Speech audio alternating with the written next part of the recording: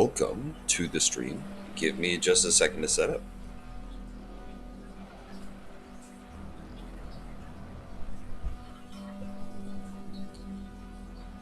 Let's see.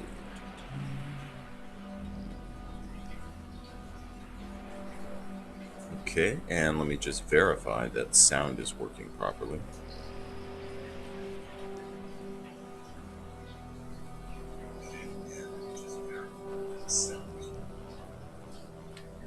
All right, well, that sounds good. Welcome to the stream. This is your boy Pac-Man as usual. And today we are going to just be doing some exploring. I just warped over to a green star so we can go ahead and check out some possible indium sources. And from there, I figure we should continue to upgrade our ship. That Radiant Pillar is actually not too bad of a ship once you start upgrading the class of it and start getting some inventory spaces. So hopefully we could go ahead and get that done. But okay. As of right now, we are in our ship.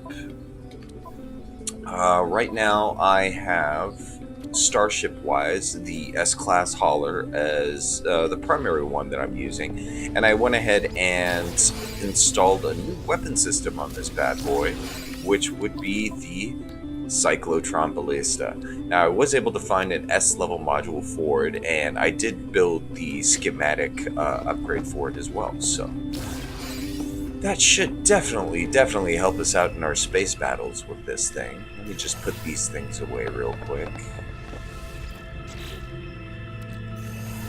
Alright. Well, let's get going. And I am already at the planet and in the system, so this should make it a whole lot easier. There's only one planet in this system, and hopefully we can find something good. Let's see. I should check on my fleet real quick. Wow, you see, this is one thing I think they must have updated this, because now every single mission these guys get damaged.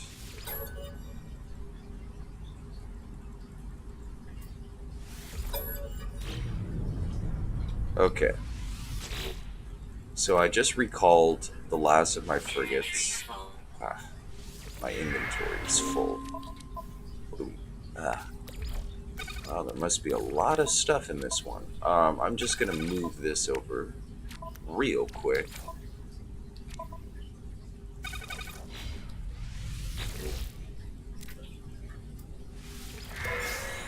Okay, let's see what kind of goodies we got. We got activated copper, Grantine. Oh, nice, a salvage frigate module, rare metal element, Corvax casings, neural ducts, units, neural ducts, activated indium, activated cadmium, units, destabilized sodium. Wow, we got a lot of good stuff.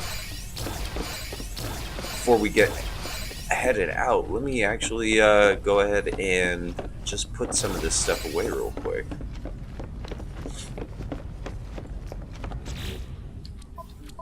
Okay, so let me just move these over real quick. Stabilize sodium.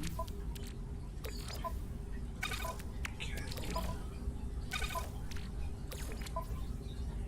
Yeah, Corvax casings. Okay. I am getting lucky with these salvage frigate modules, so I'm very glad about that. Okay. So, let's see. Let's dump this off. Activate indium, activate cadmium. I have a mine doing activated copper, so I do have a full supply of that. 10,000 units. Okay. Those are the way. And I'm just kind of accumulating these. As you can see, from like a 15 stack, you get like 330 grand, so I'm definitely going to be loving it when I sell that stuff. let's go ahead and sell the rest, actually. So I'm just going to put this back here, and we sell.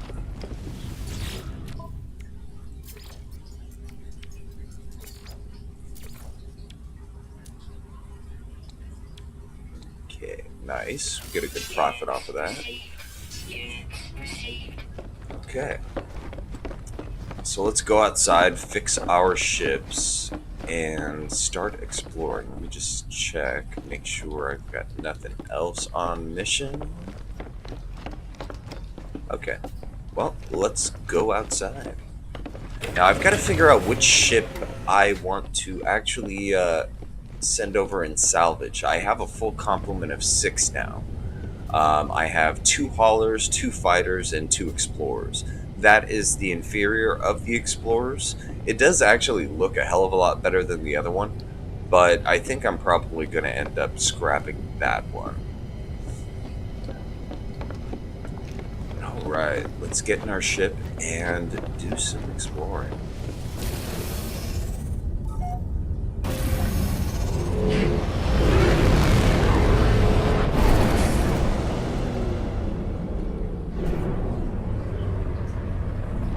Oh, come on. I didn't mean to go back inside. That's annoying. Okay, just fly back out.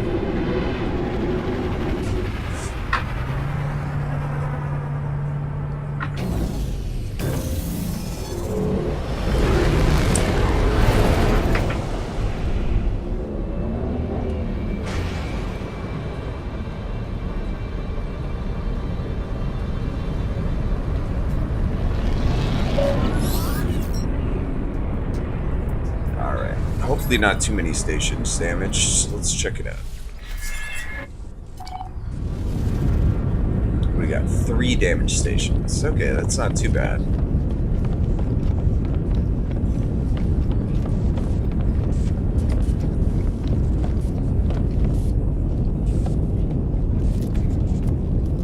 I love this diver helmet. It makes us look so interesting. I mean, especially since the ports on it kind of glow. Definitely love the aesthetic of that. Okay. Okay, so just oxygen and gold, not too bad.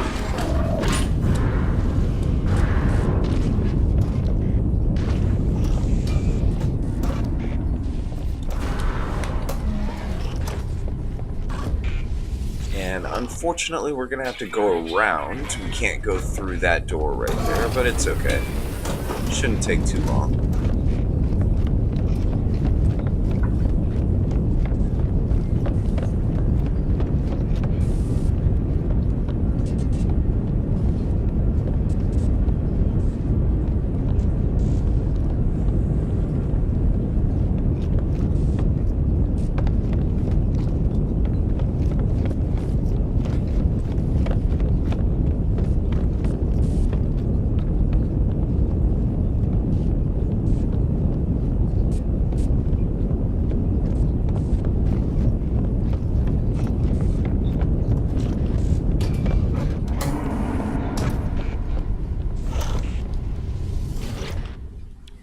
Okay, that does it.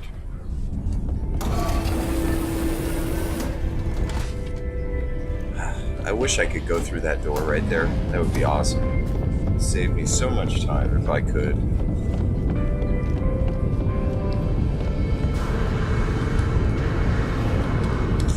Oh, no. Let me just recharge my jetpacks. Be good if I didn't fall into the abyss of space. That would be nice, right? Okay, so where is my ship? It's just on the other side right there. Okay.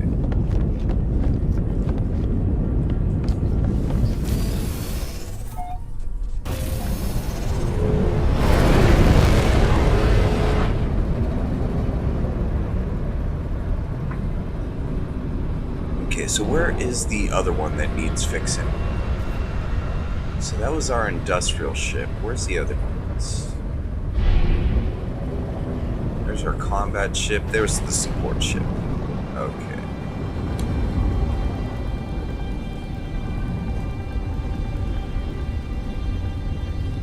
hell? Where'd it go?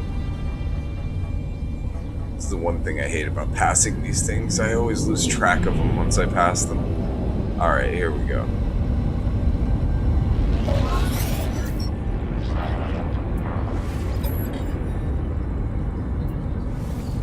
How many systems on this thing? Let's see. 1, 2, 3. Okay, that's not too bad.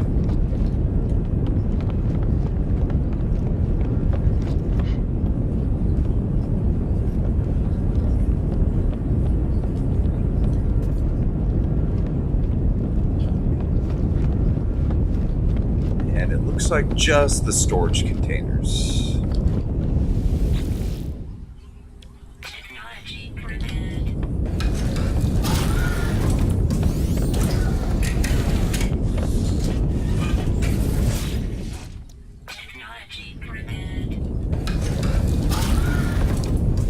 And this should do it.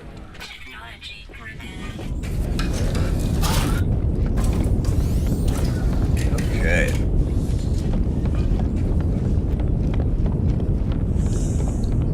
So I could at least send them out on a new mission. I should actually probably do that while we're doing our exploring.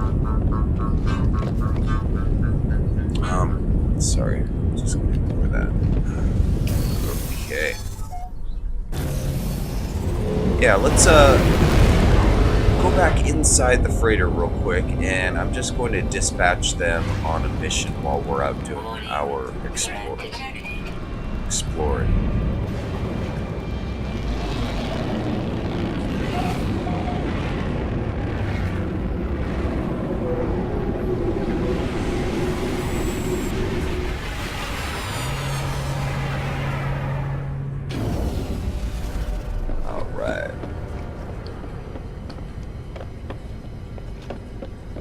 Now, what I was thinking about doing with this character, it kind of sucks because if you do, like, if you do feel like taking your initial freighter and upgrading it later on, you know, buying a new one, you will kind of miss out on all of the supplies that you spent doing this, but you can actually set up a nice farm on the inside for stuff like antimatter, condensed carbon,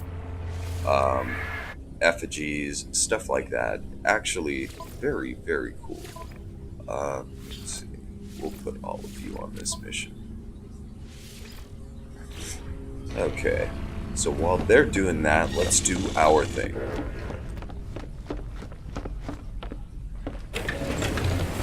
But yeah, setting up a container farm for the salvage container and the Atlas containers is very, very profitable. All you really have to spend is about, I'd say, half an hour. Hey, Kirby, how's it going? Things are good. Things are good. You know, just doing our thing, really. Hope everything is well with you too.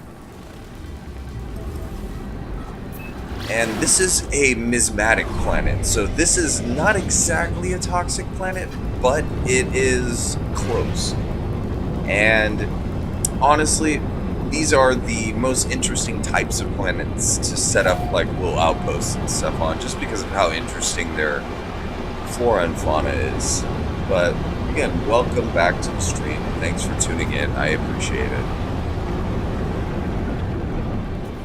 Okay, so it looks like we've got general fungal mold and all that kind of stuff growing around here. Let's see what else.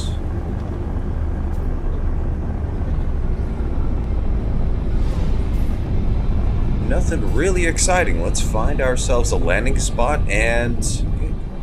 Very well, thanks. Just building and exploring. Yeah, that's what I'm planning to do on this little run that we got. Hopefully find some more interesting animals. I was able to find a planet that has, like, anatomically correct velociraptors, so I was riding them around yesterday. Very fun.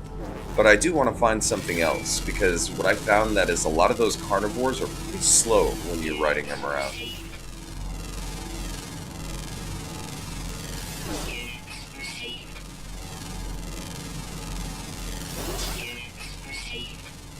Okay, and once we just get our initial kind of scans done, we'll go ahead and survey, see what we can find. But yeah, Mismatic Planet. I found, actually yesterday, a planet called the Verdant Globe, which I do want to explore more. It's a cadmium planet, but unfortunately I was not able to find any deposits of cadmium. I found like 6 deposits of cobalt, which was annoying as hell, let me tell you. I mean, I was like walking around the planet for an hour and could not find anything other than cobalt. Ooh, that looks interesting. Okay. So they aren't carnivores, but very interesting looking guys. Kind of like a mix between a hyena and a... Well, I shouldn't say a hyena and a cat because hyena and cats are related, but yeah, like a hyena and a panther mix or something like that, along with a little spine. That's pretty cool. Let's take them for a ride, yeah? Okay, well, tech, portable, let's get our... Oh, that's right, I placed my nutrient processor at the last base, so I need to make a new one. Okay, that should do it. And he likes fermented fruit, so let's go ahead and make some of that. All we need is Phacium and some type of fruit product. In this case, I will take star bulbs. I think should be just fine. Okay, star bulb, Phacium, let's go.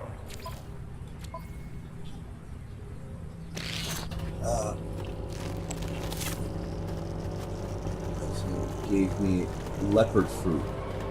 Oh yeah. I've been finding a lot of new ingredients that they just added. So we have tall eggs and we have regular creature eggs, but I found this yesterday. Regis grease. So I've got to find out what you can make this stuff into. But yeah, I'm finding a lot of interesting stuff that you can find from these animals. They definitely added a lot, so I'm going to have to check this out for sure, definitely. Let's just put this crap away real quick.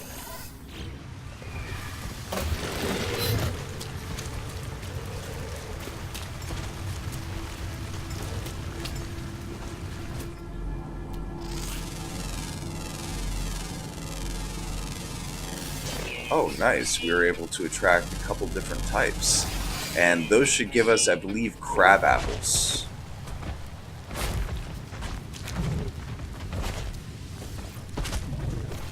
Yeah, crab apples.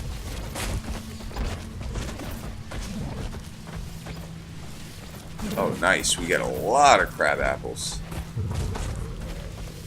Oh, cool. And we get, yeah, leopard fruit. Nice. Okay, let's make sure that these guys are tamed too. I want to make sure all of them are tamed. And let's go ahead and mount them. Nice, nice. I'm liking it. Let's see. Yeah, I'm liking it. I'm liking it. All right. Beautiful.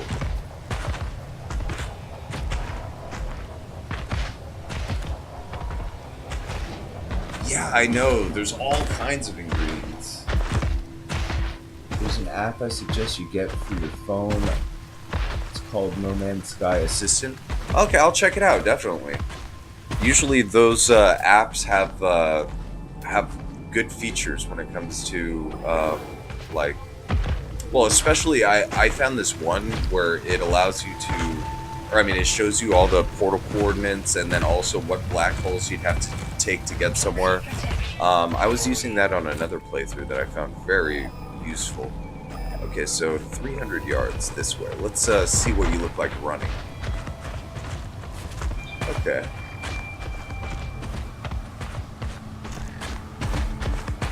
This is interesting, but it's not writing a dinosaur interesting.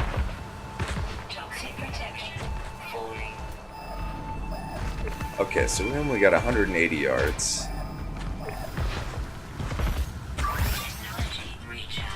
Yeah.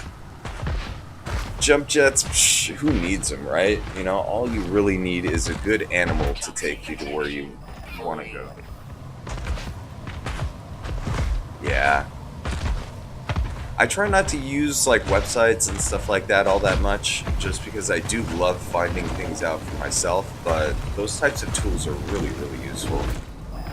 But yeah, I'll definitely try out that app. Because yeah, ingredients and this whole cooking system is now a whole lot better, and I definitely want to try it out. Okay, so we're 40 yards away. Let's go ahead and get off our mount and scan these guys. What are these? Scented herbs. Okay. Let's get a closer look, actually. I want to see what these things look like. Okay, okay, okay. So they got like ram's horns? Okay, nice. Very interesting. Let's peg this down first, and then we'll take one of those things for a ride to the next hotspot.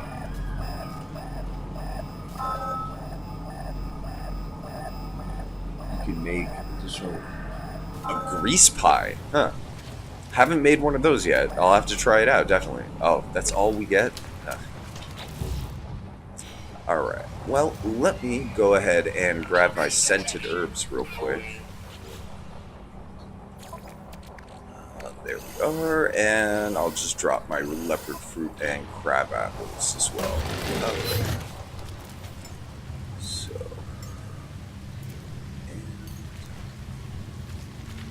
Right, so what do I get from these guys? Okay, creature milk. Good for making the cream.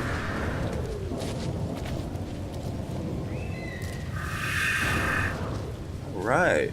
And don't get to see your head, unfortunately, riding this thing, but this is actually a little bit more like riding a horse. I like this.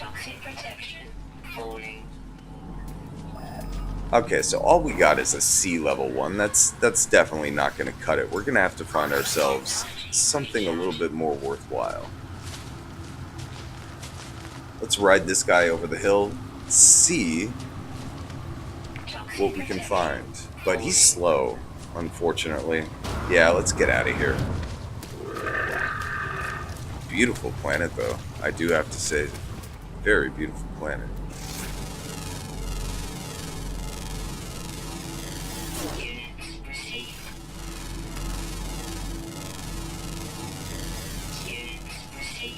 Okay, still nothing on the hotspots. Let's go for a walk. Walkabout.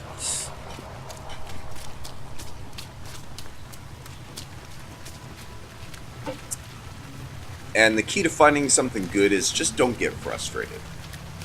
That's all I could really tell you. Don't get frustrated, just keep looking. You're going to find something that you're going to want. Like, just walk 100 meters in any one direction and you'll find something.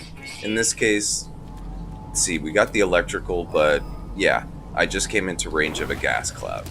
Gas clouds, the only problem with the gas clouds is that you don't really get much from them, unfortunately, money-wise. But gases can be very, very useful if you know how to refine properly.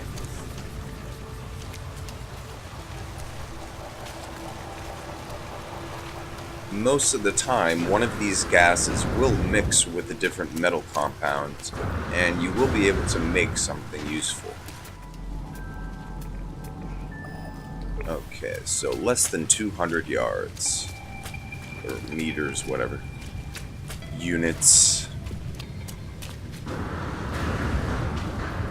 Love this diver's helmet, though.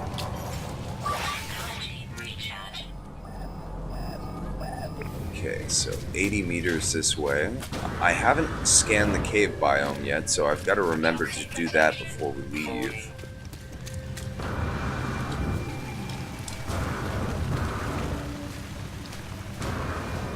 Oh, wow, these are huge mushrooms. Alright. So 30 meters. I must have actually, like, jumped right over it or something. Okay. Nice. Alright, what do we got? Nitrogen. Not exactly the most worthwhile thing to mine, really. Being honest. It is not really useful. Unless you're specializing in something where you're, again, creating more elements from refining. Otherwise, don't bother. Unless it's just there, you know what I'm saying?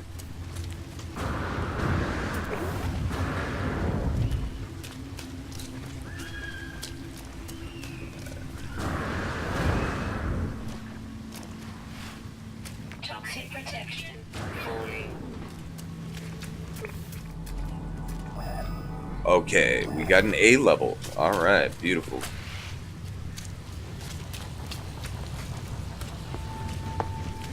And I really actually have to see what the output of my advanced, or my activated cadmium mine that I just set up is going to be. I only make nitrogen farm to help with my Stasis, yeah. It's just, honestly, the gases have very, very, like, niche uses that, you know, unfortunately, they're not worth a lot of money, and,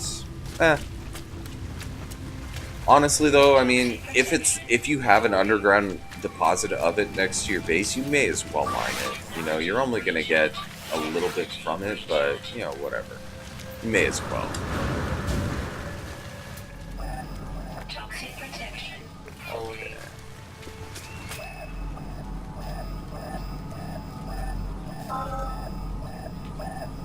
Okay, give me indium, come on. Ammonia. Ammonia is useful, but not really what I wanted. Alright, let's try to find something else. I may even call in the ship and just fly over to a different section of the planet and try doing it that way. And if you look closely, I'm just going to jump real quick. There's a new smoke animation that they just added, and I believe it is part of that new expansion that they have been working on for customizations with the jetpack. One thing I will show you guys, actually, once we get over to one of our bases, is there's some new stuff in the appearance modifier that I noticed, and I believe it should be part of what they're adding, but honestly, I am intrigued. I don't know what they're going to put there, and it might be something good. Let's call in the ship and get to another area. And yeah, we got real lucky getting this thing. This is such a badass ship. Alright.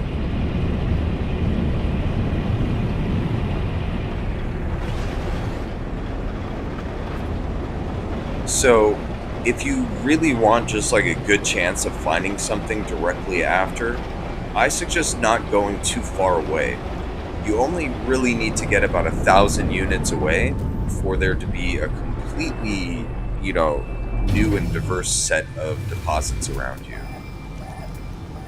So over here, cool, we're around 3. That is exactly what we would want. Now, oftentimes also you will come across places where you can mine more than a few different mineral things and stuff like that. Like I'm doing paraffinium and salt at one. Sometimes you can find multiple gas, mineral, electrical deposits all crowded around one area. So don't give up. Always keep looking.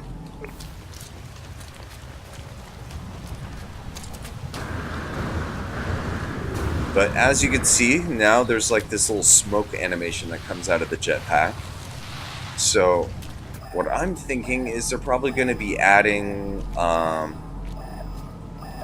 would say either colored smoke or the appearance of the jetpack. They're going to add customization to that.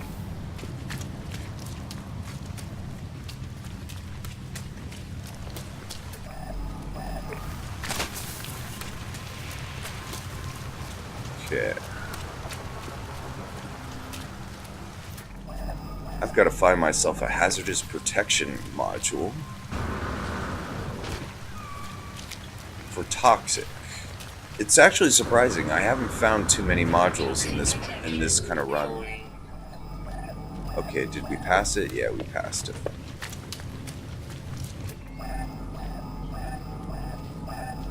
Okay, give me indium. Come on, I don't care if it's a C. Just give me indium. Ammonia.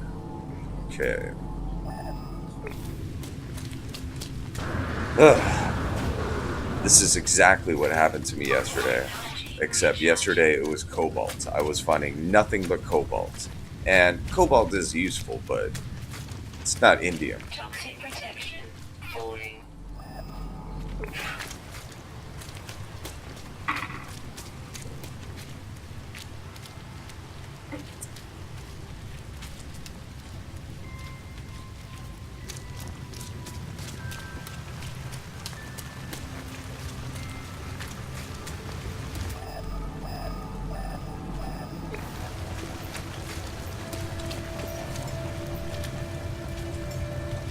Technology recharge.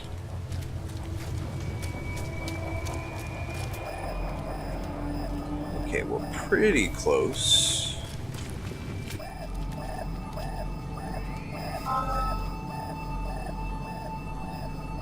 Let's see what we got. Oxygen. Okay, that's a little bit more useful at least. Okay, so we can start mining ammonia here. I am not mining ammonia yet, so technically, you know, technically this would be a useful place to set up a base. Okay, how far away? Falling. Alright, yeah, might as well. I'll just set up something small, a base computer, a room, and then get out of here, and then I'll set up the base in the downtime.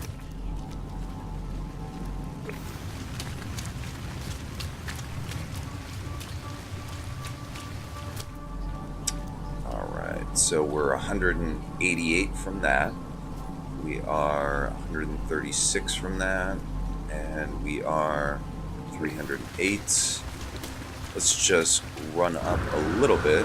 Just want to get right in the middle. And you want to do that mainly so you don't have to build a lot of extending infrastructure like nodes to transfer power and stuff like that from buildings. Make your life a hell of a lot easier, let me tell you. Okay, this is pretty good. We'll just lay it down right over here.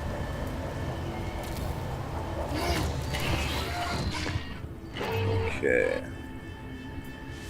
Let's claim it. Cool. Alright, and again, I'll just build the base later, especially since it's not anything that we really want. Alright. Toxic protection falling. Damn. Damn thing even looks cool flying in.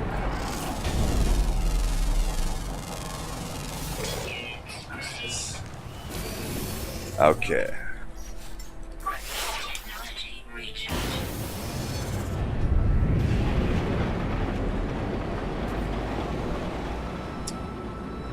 So let's go over to the Nexus real quick, see if they have any interesting missions, hopefully some taming missions, so we could continue with our dino wrangling theme with this guy.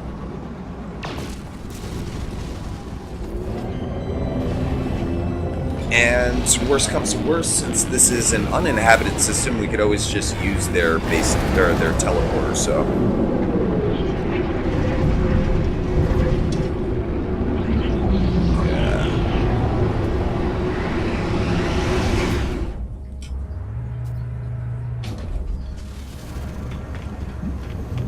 Alright, what do we got going on? Let's see. Oh, 46 monstrosities? Yeah, totally. Let's do that one.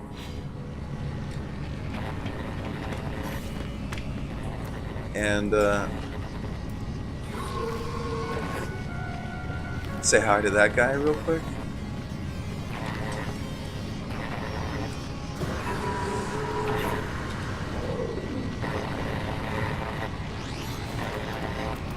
And I'll just give the people in the Nexus a second just to see if they want to join up on this mission real quick.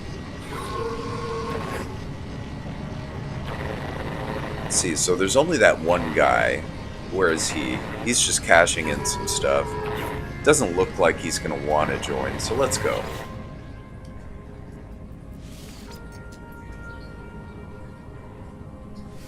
And judging from his reaction, I don't think that he wants to kill monstrosities. But this is a real easy one. Even if you don't have anything, you're just starting out, these monstrosity missions are so freaking easy if you kind of get the hang of them. So we're going to go ahead and do it right now. You will have to go to, I believe, 2 different sites, but it all just depends on the system that you're in.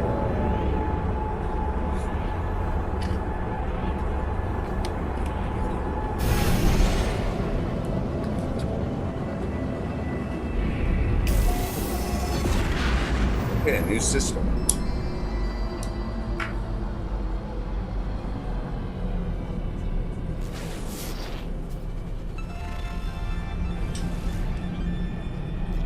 Looks like you're pretty average, run-of-the-mill system. Before we go on our mission, of course, we're going to go and upgrade our suit.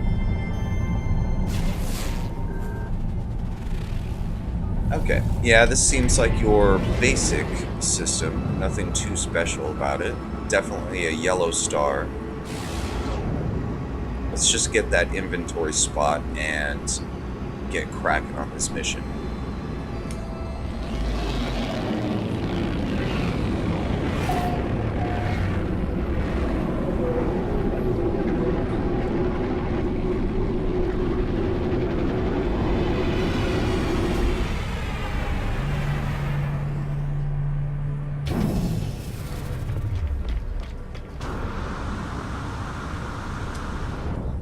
I like it though. I like the smoke. It brings the jetpack to life, I think. All right, so we could really use anything. I'm just gonna get general for now. You could always use more general spaces. Oh, damn it! One thing actually I did want to check though.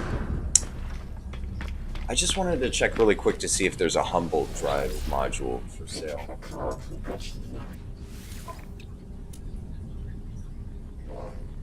He's got an S level one, but I just don't happen to have enough nanites. Let me see if I can upload and get enough. Beautiful, 742.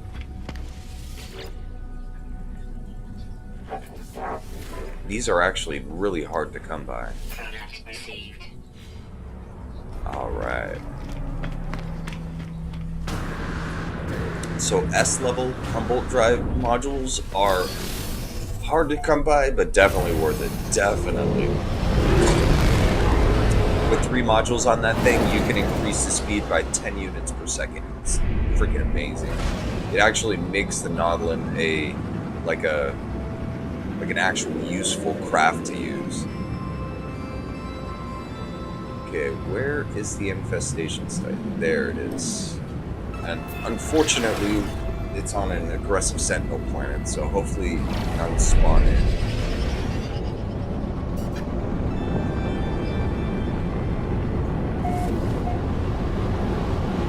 And weapons-wise, my personal favorite to use in these situations is the Blaze Javelin, but actually, if you want, you could just use the Mining Beam.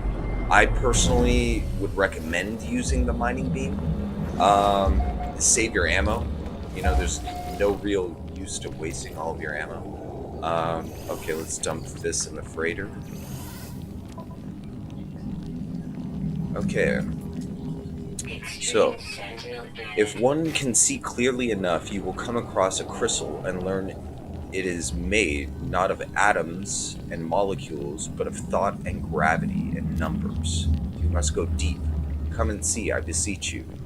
More than I must know of this, if only to spread the word and warn the other species. Tell it to all, write it in every language you know, etch it in stone, scream it in song, but never be silent. I tell you, I have seen what lies beneath the surface of everything. The brittle grid of reality crumbles. Okay. That's an interesting little entry right there.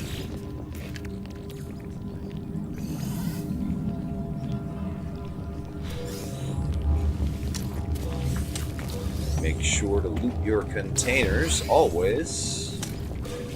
Okay. So, we're not doing this for the actual swarm eggs in themselves. We're just doing this for the purpose of killing monstrosities. So, just bust open one at a time. Oh, come on. Let me loot it. There we go. Alright. And now that we're up,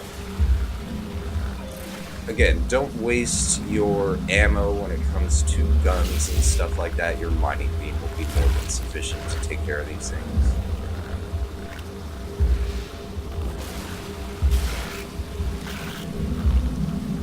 And this is actually the easiest way to also get the missions where you have to kill like a certain amount of animals and stuff like that. Easiest way to complete those missions is to do this.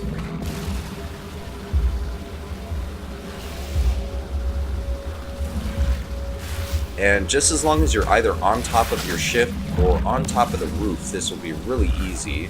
Just remember that they spit those things at you, and they don't really do a lot of damage, so don't worry about it, honestly. Okay, so with that one, we were able to get 8. Let's go ahead and continue. Ah, great.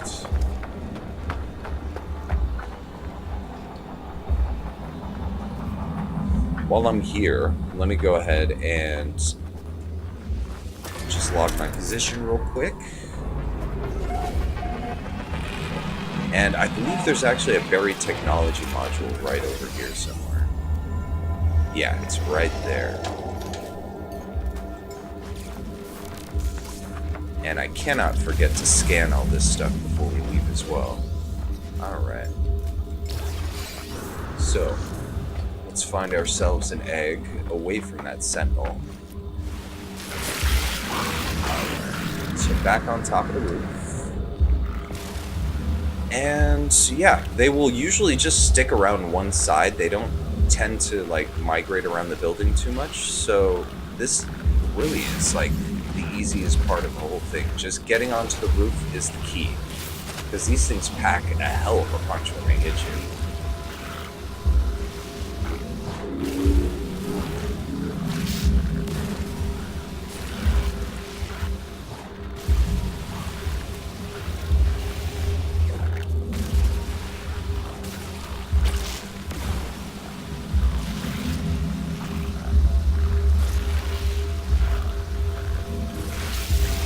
Nice. We're at 20 now. Beautiful. Almost halfway done already.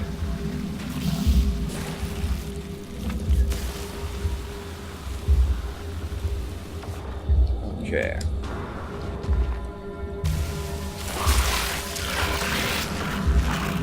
And just remember, one at a time on these missions, because you don't want to run out of eggs, because you'll have to find another abandoned site afterwards if you do.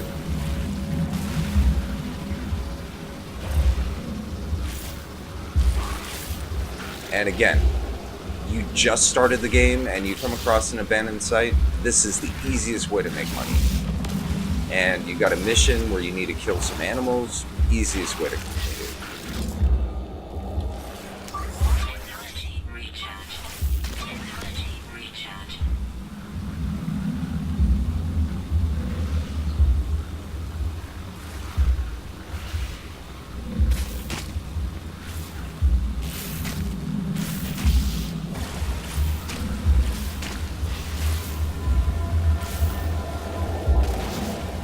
Nice. Wow, we're almost done already. I only have, what, a dozen more to go?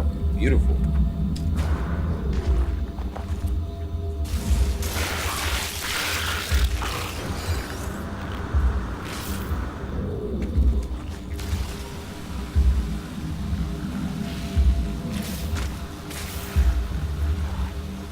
And again, you get hit by the spit, don't worry. It does like no damage, so you don't have to really worry.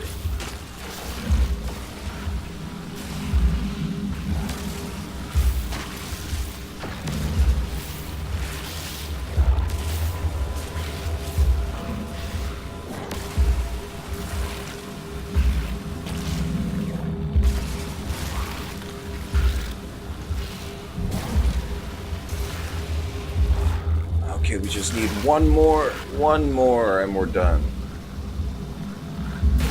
Beautiful. Okay, so they're gonna subside right now. All we gotta do is access the terminal. And since we're not hurting for money, I'm not gonna bother really, harvesting the rest of these eggs. We don't need it. But as you can see, there's a whole bunch more that we can get, so. Oh yeah, just starting that mission? Yeah, I mean, honestly though, it's all about just getting on the roof. If you could get on the roof, you're easy. I mean, it's done. We'll do the audio repellent. Okay. And actually, what's easier, just as long as you have a hauler class spacecraft, as long as you could get onto the roof of your hauler, boom, you can do it from here real easy. You don't have to worry about anything. And each of those eggs is worth so much money that in one run, just starting out the game, you can totally just have everything that you need and not even have to worry about money for the next leg of the game, really. Alright, let's call it the anomaly.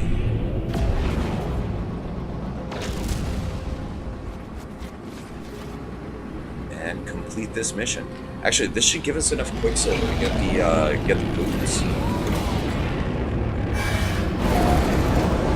Oh yeah, the nanites too. I mean, each time you go to one of those abandoned buildings, you're looking at somewhere around about, I would say in between 50 and 60 nanites just on the terminal. From there, you got anything that's attached to the walls as well.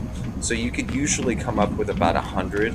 And then, if you aren't hurting for salvage data, you can also take the salvage data that you will recover from that area and convert that into nanites as well. Cool. You have 3 salvage data for that. And, let's see, so we got 4 eggs. Those 4 eggs is 279. Figure, I mean, you can easily harvest somewhere around about 10 to 15 eggs per run on a building like that, so easy money. Okay, so we have 1,050. That'll give us enough for the armored boots. Let's go ahead and get those installed. And then I'll go ahead and check, see if they got any nanites for me. But this actually gives me an opportunity to show you what's different in here. Now, I was in the backpack section, and as you will see, there is now a jetpack option along with the backpack style, and then there is new color options as well. So what my thinking is when they do, apply the update that they're working on to it, these jets, most likely you'll be able to customize either the color of the flames coming out, the shape, or the actual, aesthetic of the jets in themselves. But this is something that I noticed the other day while I was on here that they just added, so expect something new coming soon when it comes to that. But, okay, so boots, let's go ahead and put on our new boots. And, of course, we're sticking with our black, red, and gray theme on this guy.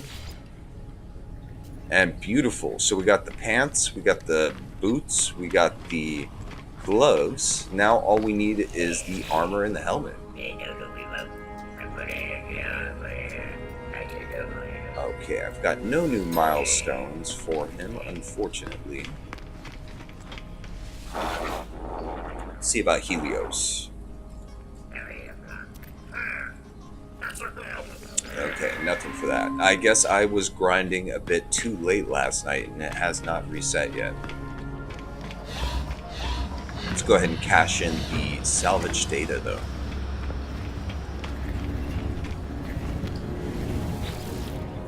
Okay, not quite enough for that. I've got all of that already. We've got all of the aquatic stuff now, thanks to the mission that we completed in the last stream. And now it's mostly just the basic structure stuff and decorations. I do like to get like pretty much all this stuff just because this isn't available in the portable um, research station that you can make. So let's go ahead and do it. Okay, this completes the industrial sleeve. We completed the agricultural sleeve.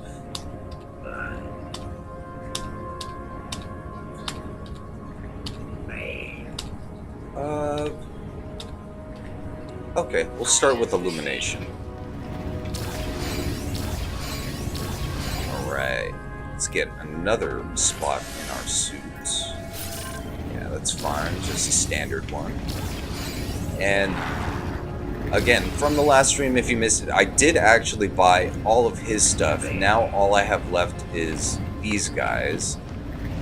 I do want to actually buy all of the Humboldt Drive stuff, so let's go ahead and do what we can with that. We've got 441. Let's get the osmotic generator.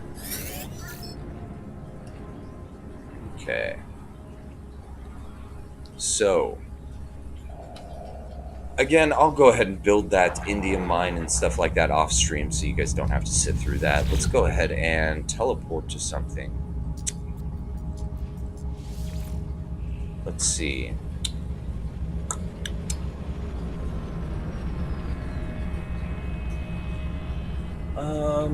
Let's see, there's my gold mine. A lot of these, the problem is that I forget what I'm actually, like, doing in each of these bases. Let's see, rich tropical stinging petals, okay. I think this is the base. I don't know, I've got to get better at naming these things, honestly. Sometimes I just make them leave and then never remember what's there. Okay, so this... Great. I just transported to the base computer that we just did. Okay, whatever.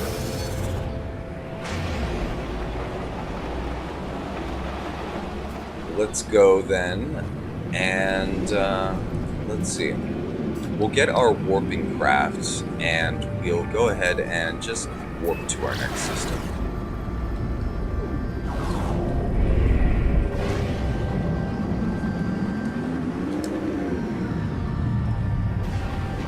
Love the way this ship looks.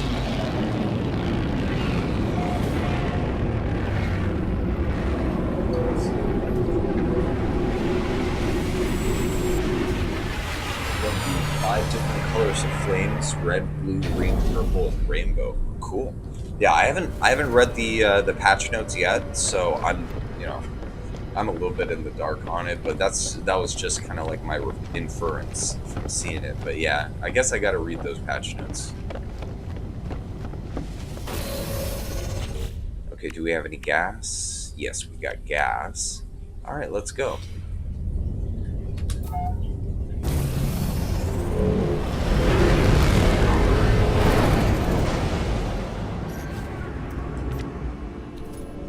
All right, so on our ever-continuing push to the center of the galaxy, we are going to try to explore every interesting Korvax world we can find, but unfortunately I don't have a high jump range at the moment, so we're going to have to make do with what we can.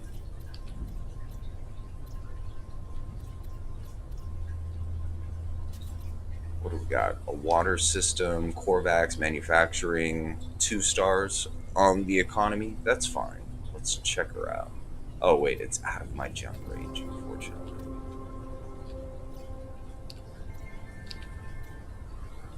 Bakeen, Gek. Yeah, unfortunately, Korvax space. I'm just out of like a cluster of Korvax worlds. Ooh, we've got actually a good system here. Shipping, and it's got a 3-star economy. Never know, we might be able to find ourselves an exotic.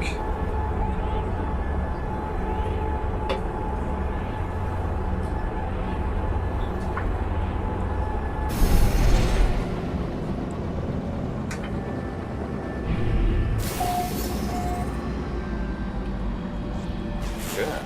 Let's see what we got.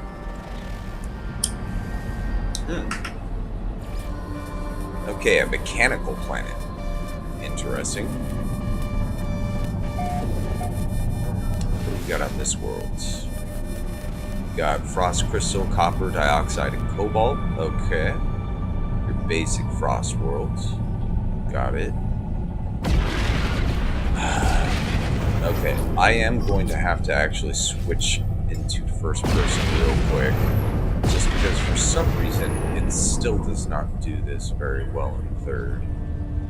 And unfortunately they have not fixed the bug yet when it comes to the field of view inside the cockpit of a hauler. So you will get the grid pattern field of view thing, but it's not that annoying, thankfully. Star bulb, copper, paraffinium, and salt. Okay. Alright. Well, I think this mechanical planet would be a good one to go ahead and explore. Let's switch ships and touch down. See what we can find. First, though, before we go down to the planet, I do want to actually sell one of my ships real quick. Or scrap it, you know what I mean. But scrapping ships actually can be very profitable, not only with the money, but... Let's see, that's weird. I don't have it. Yeah, I don't know if you're playing on PC or not, but I find with mine on PC, every single time it does that for some reason in a hauler.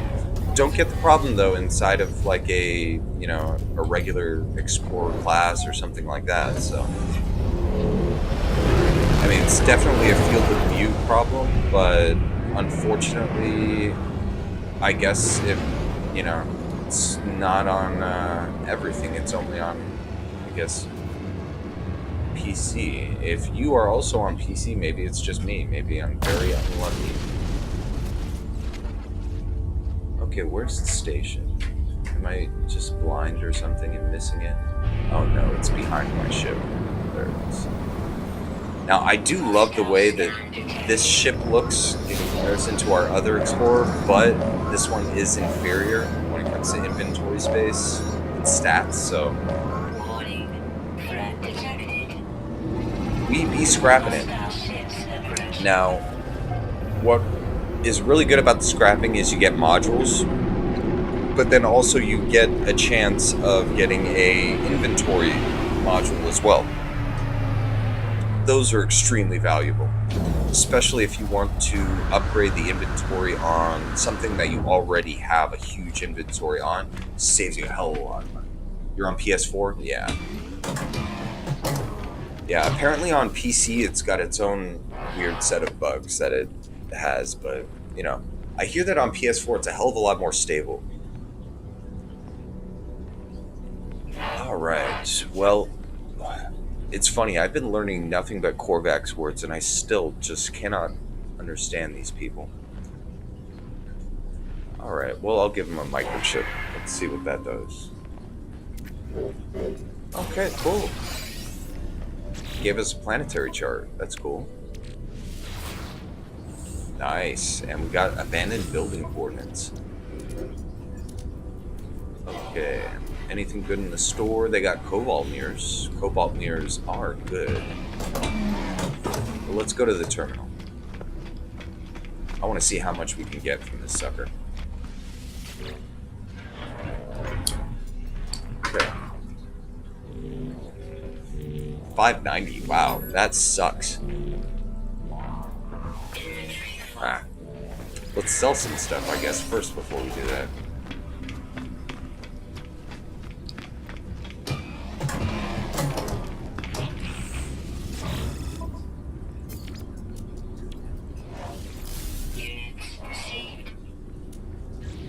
Okay, and I'll just probably stick these real quick in the freighter.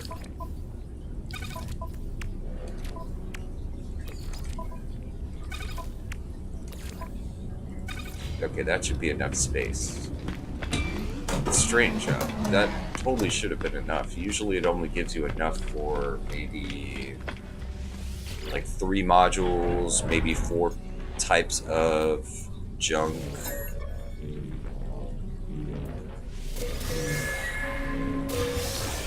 Okay.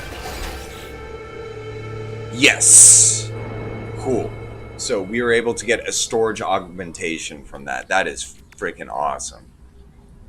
And we were able actually to get some decent B level modules too. I mean, that's cool too. Beautiful. All right, so it brought us our radiant pillar. We're not going to waste our module on this thing. We're going to go ahead and put it on our hauler. Let's swap ships and come back.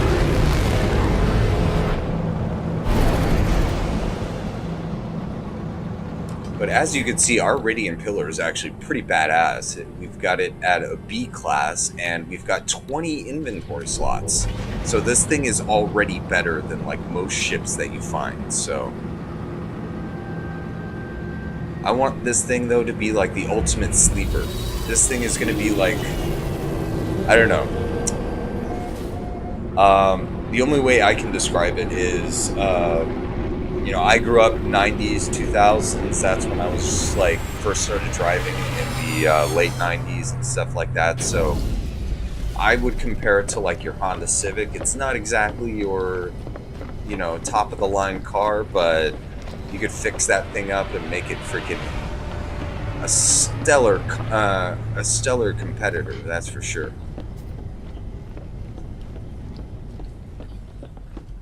It'll be like the rice rocket of starships. Okay, how are they doing? They're doing just fine. Okay. But yeah, I'm going to, unfortunately, in order to build these things, I'm going to need like probably somewhere around about like 50 antimatter to get as many built as I want. So we're not doing that right now. I'm going to have to end up grinding a lot for that. But oh, when I sell these stacks, it's going to be sick. I'm going to get so much money out of these.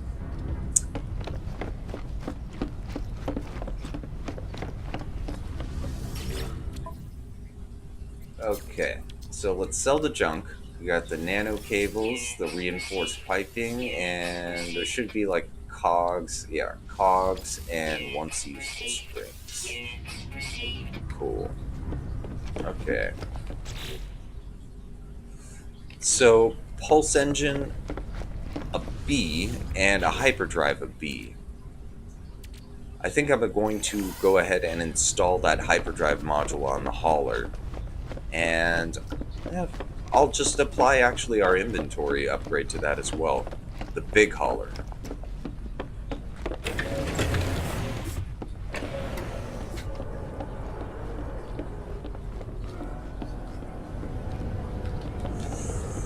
Okay. So that's the small hauler. There's the big hauler.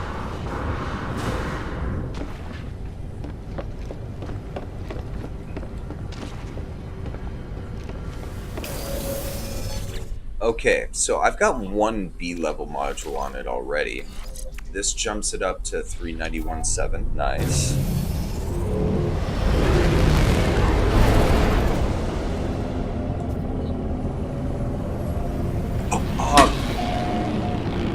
I hate doing that, sorry. That is so annoying.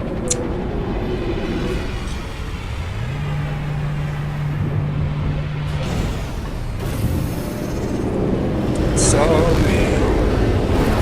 Okay. So back to the station. And I'm actually curious how much an inventory slot costs on this thing, considering how large its inventory is.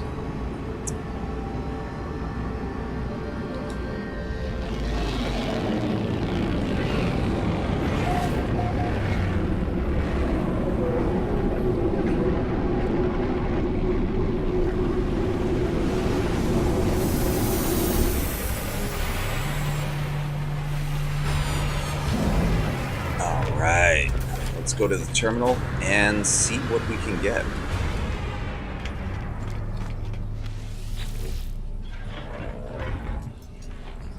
Whew, this ship, I could scrap it for 22 million. Jeez. Okay. So, oh wow, it is 40 million for an additional slot if I wanted to buy one. Jeez. Okay, so what do you think? General or technology? Huh. I guess general should be more than fine.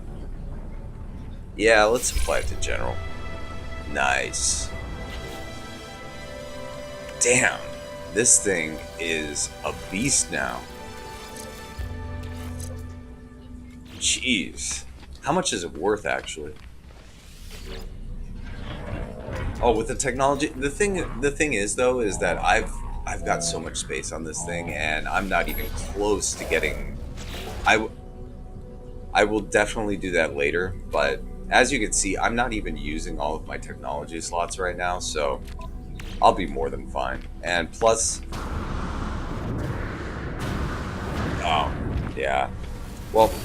To tell you the truth, on my other files, I usually save all of my upgrade modules only for when I encounter like an exotic class ship. I'll then apply them to that usually. But with this hauler, you know, considering I haven't even really started using the technology slots on it yet, I think we should be fine with the general inventory.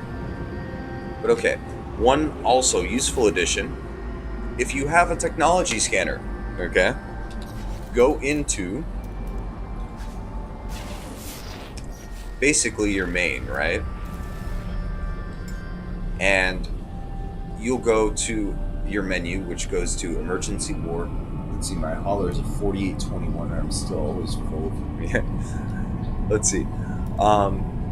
But okay, so in the sub-menu where you can change from third person and engage your emergency warp, you also have this, scan for trade outposts. So if you do have an economy scanner while you're in a system, you can actually just hit that and it'll go ahead and highlight a trading post for you, which I find actually really useful. I like the way that they're adding little stuff like that. Okay, I haven't scanned this one. What is this? Okay, well let's go to that mechanical planet. Which one was it? It wasn't this one. It wasn't this one. I believe it was, yeah, it's this one. Let's go ahead and check it out.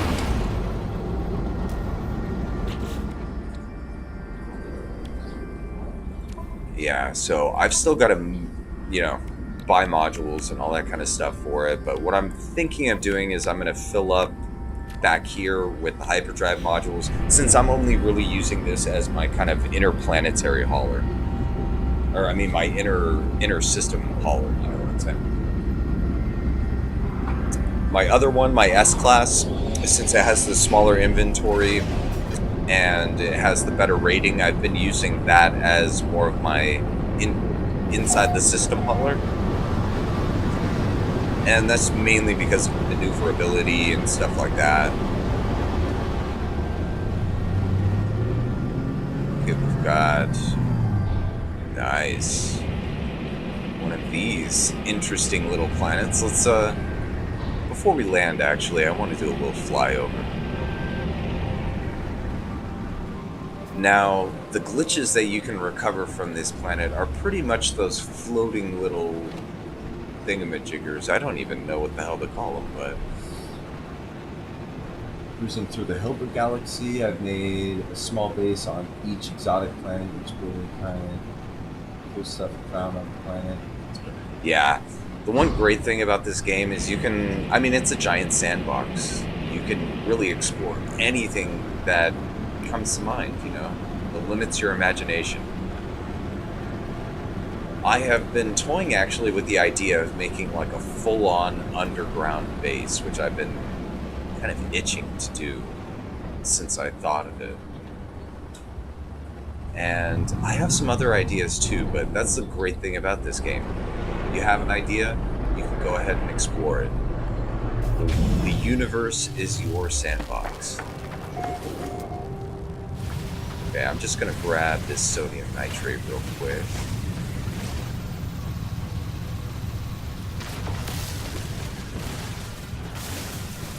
Alright. So I thought I heard actually a life form near us. Yep. The life forms on these planets are very odd. They're kind of bees. They're like a free-floating ball. It's almost like ball lightning, I would say. Very similar to ball lightning.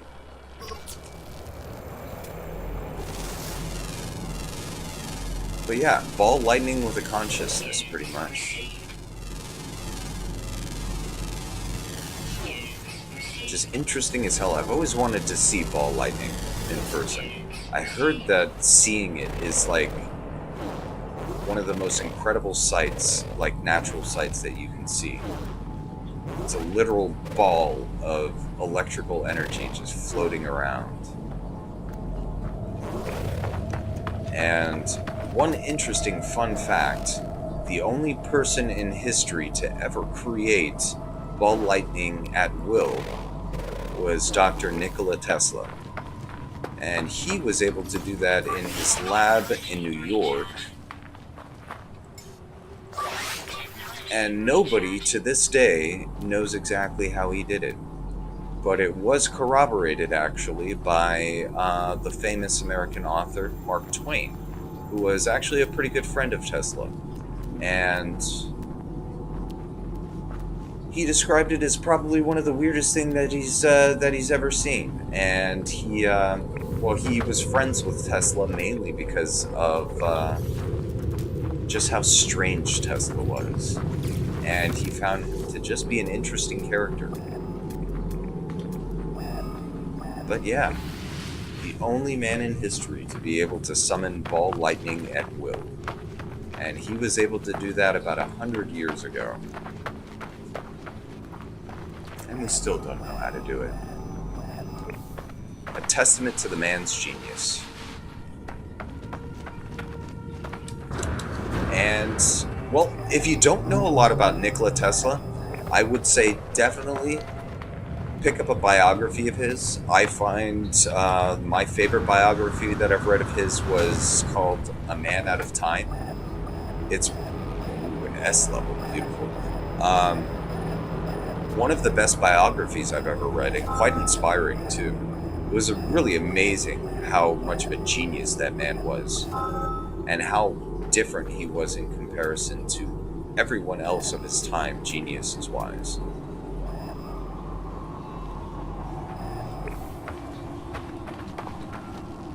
One amazing fact about him that I didn't even know was actually because he held all the patents to AC power and Westinghouse was using his patents. If he had actually cashed the check for the royalties on his patents for AC power, he would have been the richest man alive and he would have bankrupted the Westinghouse Corporation. But he was actually such kind of, I guess, a philanthropist that he really wasn't interested in the money. He just wanted to make sure that people could have cheap, reliable power. And when it comes to his inventions, I literally have a book 2 inches thick of all of his patents. And he is seriously the father of the 20th century. If there's any one person who is responsible for all of the advancement that we have as a society, you could look to him. I mean, even when it comes to something like a car, the guy invented the damn spark plug, which is like the thing that makes your car work, actually. The catalyst for combustion.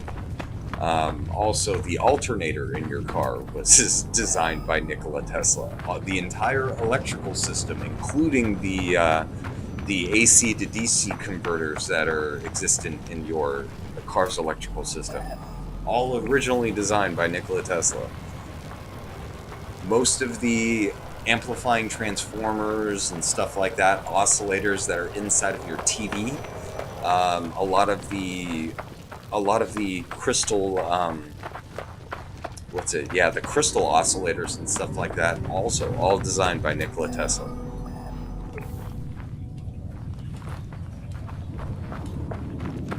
Freaking insane how much of a genius that man was.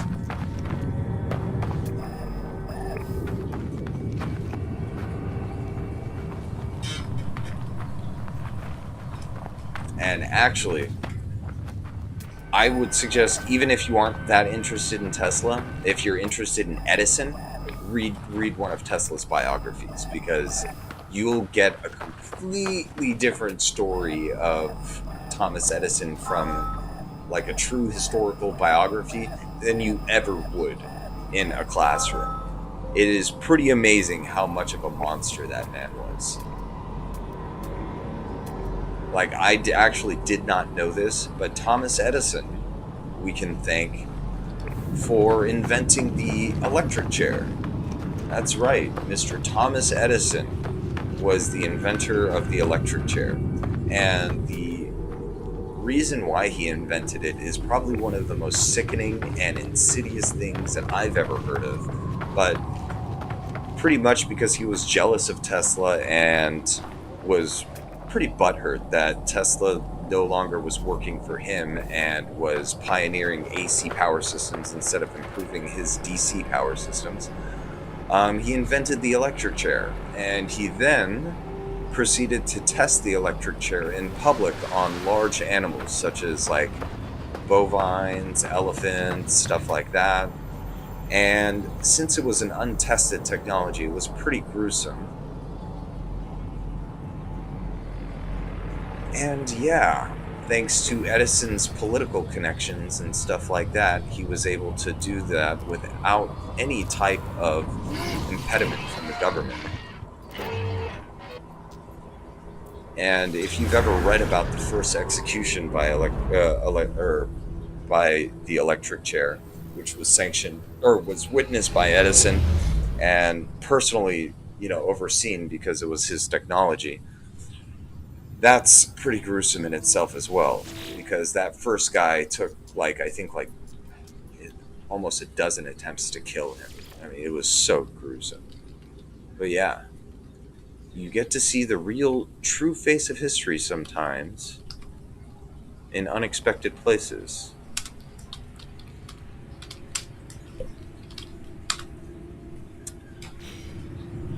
And I'm not one of those weird guys who has conspiracy theories and stuff like that, and totally idolizes Tesla. Tesla's technology, unfortunately, with the way that modern technology is developed, would be completely useless. Mainly because all of his technology relied on wireless power and stuff like that. In today's modern age, that type of stuff would be shorting out all of our electrical circuits and stuff like that.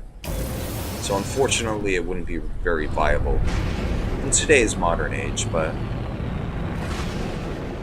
who knows where technology would have gone if instead of Edison, Tesla was the one that everybody kind of got behind. Oh yeah, which reminds me, Tesla, also the inventor of the hydroelectric power plant. I mean, it's just absolutely insane how much that guy invented. I mean, literally, the guy invented the hydroelectric power plant. That is freaking amazing.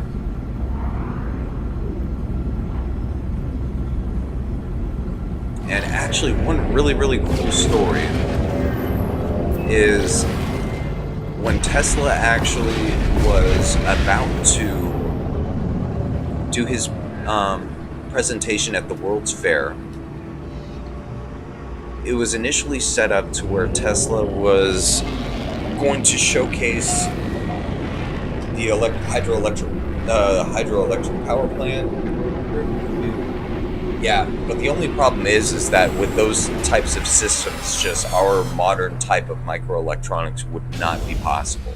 Because in his age, when he was still working, you got to think they were still using vacuum tubes, and they were using reduced boiled oil as electrical insulators and stuff like that, which, I mean, is a bit different from the technology base that we're used to today. But, yeah, so what ended up happening, they built the hydroelectric power plant. They were just about to hook it up at the World's Fair and showcase pretty much the power of hydroelectric power and how useful it is, along with just proving that AC power is very viable and much better than DC power systems. Edison actually used his patent power and forbid Tesla from using his design of the light bulb in his presentations.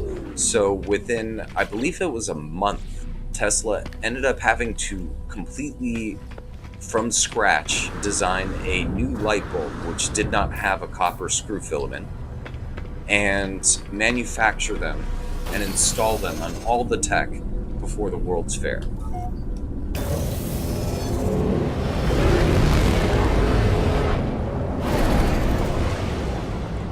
But yeah, that is, sorry to go on kind of a tangent on him, but yeah, Tesla is one of kind of like my heroes. He's one of the few people in history where you can look at one person and say that that person is completely responsible for, you know, the next era to come. You've got people like Tesla, and then you've got, yeah, you got other types of people. Like in Asia, there's one guy, Korean history, his name is Yi Sun-shin. If you've never heard of him, I wouldn't blame you, just because Western education, you don't really get a full versing of Asian history. But he holds pretty much one of the most coveted titles of, I mean, definitely in Asia, the greatest naval admiral that ever lived, and just depending on who you talk to, is the greatest naval admiral that lived ever in history. But he is one of those guys because you can go back in time to the Imjin War, which was in the late 1400s, where Japan, after it reunited after the Sengoku Dai period, which was the Civil War period that lasted 100 years, they tried to conquer Korea. They almost succeeded, actually, but that one man actually was able to completely nullify the Japanese Navy, never lost a naval battle, was screwed over time and time again by corrupt people, and still held off the Japanese. And actually, there's a movie. If you haven't seen it, totally see it. It's like Saving Private Ryan level epicness when it comes to war movies. It's called, what is it? The Admiral Roaring Currents. But it's probably one of the best naval combat movies I've ever seen, and really gives you an insight into at least one of his battles, which is actually the most famous last stand battle in naval history, where he took the remnants of the Korean Navy, which was 12 ships, and he made a last stand against an imposing Japanese fleet made up of, well, it was an armada, actually. It was 3 naval commanders and their fleets, which totaled over 300 total ships, about 120 to 130 warships, and then the rest were transports and stuff like that, but those were actually used in combat by the Japanese because they used primarily boarding tactics for their combat. But with his 12 ships, he didn't lose a single ship, and he completely held off their advance of 300 ships. and so did not lose a single ship in that battle as well. And what's actually the scariest thing out of all of it is he did it by himself with his capital ship for the most part. What ended up happening, which is actually just a testament to how much of a badass the guy was. Okay, where is that base? It's got to be probably this one. When the rest of his ships actually saw the 300 ships closing in on them in the strait, what they actually did was they drifted back and they were kind of on the verge of retreating. Why do I keep on coming back here? I'm going to rename this place. I'm sorry. Just, ugh. Okay. But yeah, his soldiers were so scared of the imposing force that it was only him sitting in the middle of the strait for like 3/4 of the battle.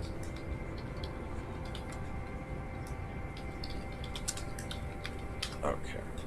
That's renamed. Alright. So his ship, for 3/4 of the battle, was holding off 300 advancing ships. And then they became inspired by his, bravery. And ended up joining the fight, and they won, surprisingly. But if you haven't seen it, one of the best war movies that I've seen of that era, and I mean, it's a pretty new movie too. For a while, it was actually like the highest grossing movie in Korea, so if you haven't seen it, check it out. The Admiral Roaring Currents. You won't regret it. Probably one of the best movies you'll ever see. And actually, if you wanted a little bit better of a fine tune about that guy, there's a channel called Extra History, and what they do are they do these kind of animated shorts of historical periods and people and whatnot. They did a 4-parter on him, and I'd say that they actually did a very good job. They got most of the stuff right on the money about the guy.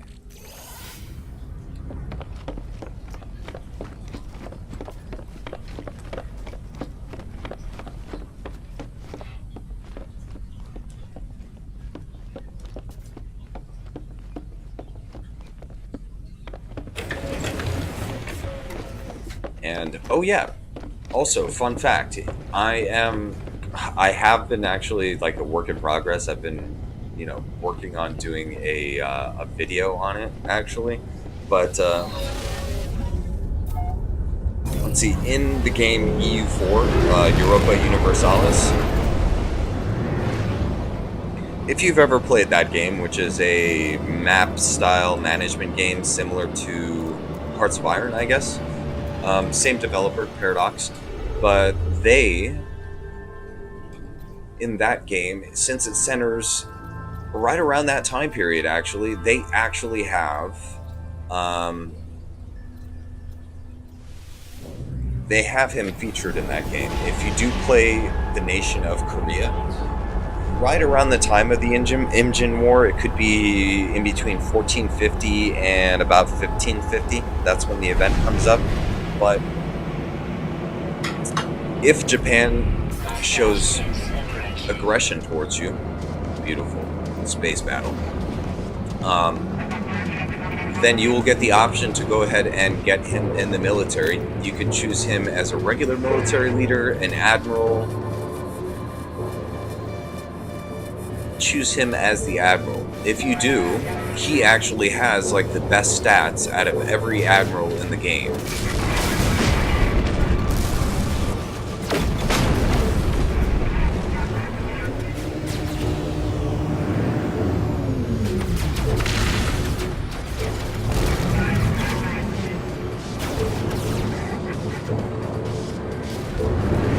Yeah, when it comes to trades and everything, he's got like crazy trades. And like, seriously, I mean, if you ever play Korea in that game, like, damn, Like, you could just totally wreck the Japanese Navy without any problems using that guy.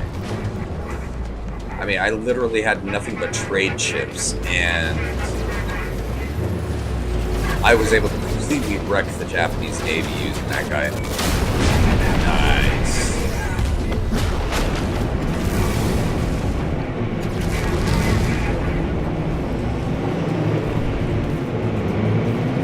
And what's funny is, like, geographically, too, where I did it was, like, right where the Japanese fleet was destroyed. You know, in real life, near the Tsushima Strait. But also a good thing to learn about if you like military stuff. One of the largest naval battles in human history happened in that war. Also commanded by Yi Sun-shin. It was the Battle of Hansando Islands. And that battle is very, very important in the grand scheme of things in warfare.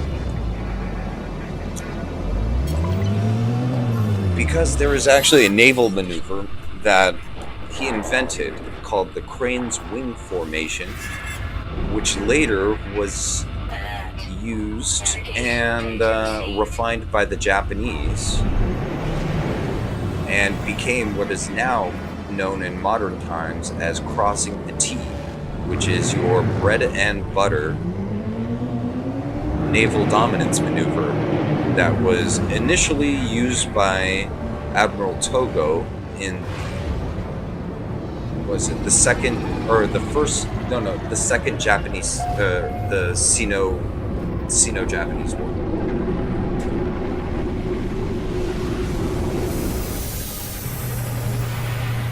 All right, so let's see what this is. 29-7.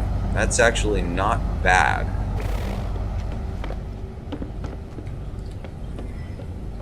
It's a tiny bit better than actually our frigate, but I like ours. Ours is actually pretty damn good. We got really lucky in getting that thing.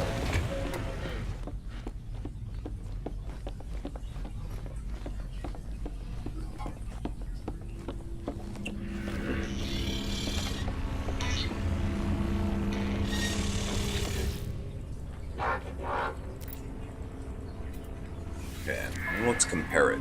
Ooh, wow, this is actually better than mine. Ooh, a lot better. But I can't afford it anyway, so it doesn't matter.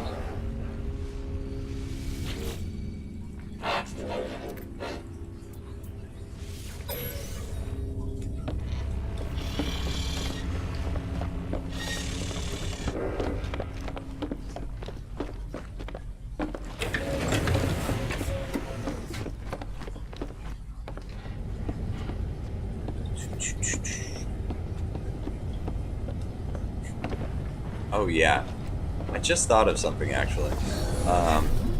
We were talking about Tesla just a second ago. Just at a chance, actually, last night, I was. You guys have probably heard about this. I mean, it's been around for a little while. But the SCP Foundation. I was actually just online. Some people do some pretty good readings of the different SCPs. I was listening to the Vulcan, and there is actually a SCP that has to do with Tesla. It was the Teleforce, but he does a good reading of that one. So if you guys like the whole SCP universe and stuff like that, I definitely would suggest checking him out. He is probably the best kind of dramatic reader of SCP content.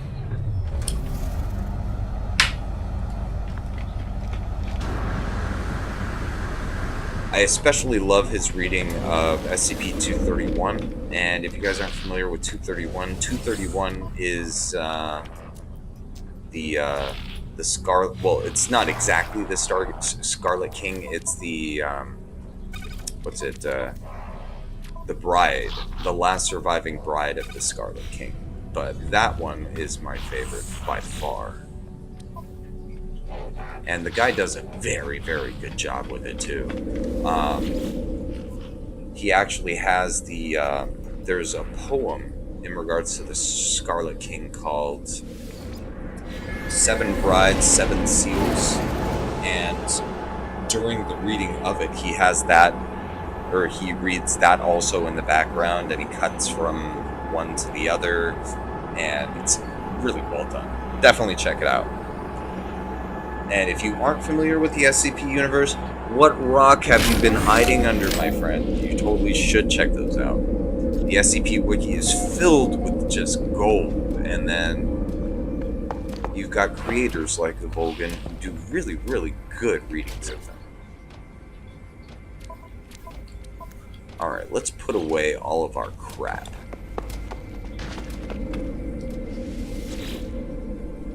And I'm in the mood for some dino wrangling, so we are going to do that. I'm just going to go into my Discoveries leaf, see what we can find that I've already seen, and go from there.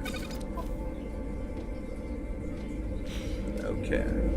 Oops. There we go. Drop that in there. Okay, so Discoveries.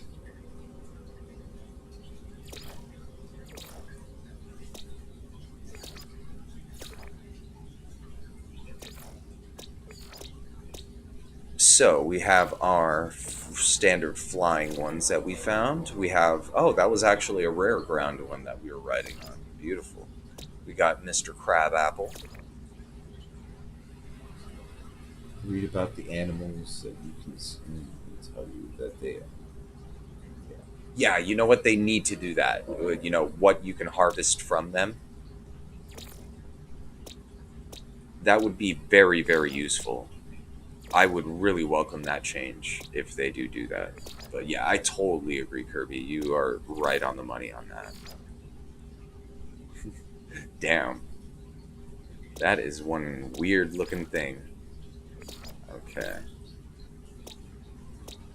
Where, oh where can we find some dinosaurs? Oh yeah, I was riding this bad boy yesterday. Definitely not as small as it looks, but it is a gigantic Triceratops. Actually, I think we might go to this planet. Yeah, totally. I agree with you completely. Okay, so Rihas 76. And I have 2 bases in that system already. This is where my cadmium mine is. Okay. And I have 2 bases in this system. Funny. I did not remember that. Maybe this one.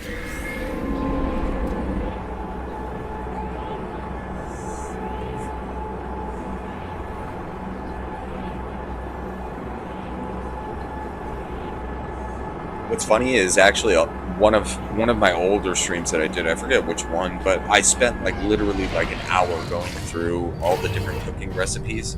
What's funny is now, like, that is completely different now. So even the stuff that I used to know, I don't think is the same anymore. Okay, I've got to name this sucker. This was a gold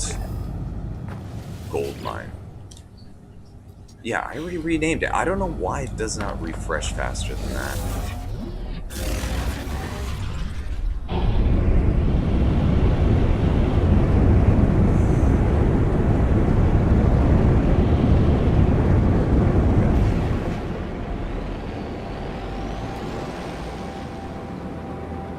So there are planets in this system that I haven't been to yet. We can actually just search those out and see if we find anything interesting there. Because for the life of me, I cannot remember which freaking bases are the ones that have the dinosaur planets.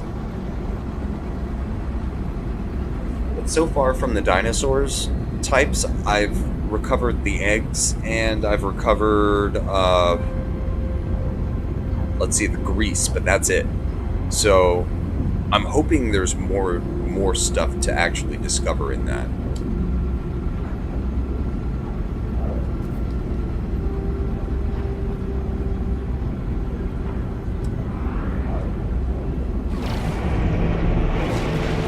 I do apologize for kind of aimlessly warping to my bases, but yeah, the names did not refresh yet, and I am looking for a very specific base that I built.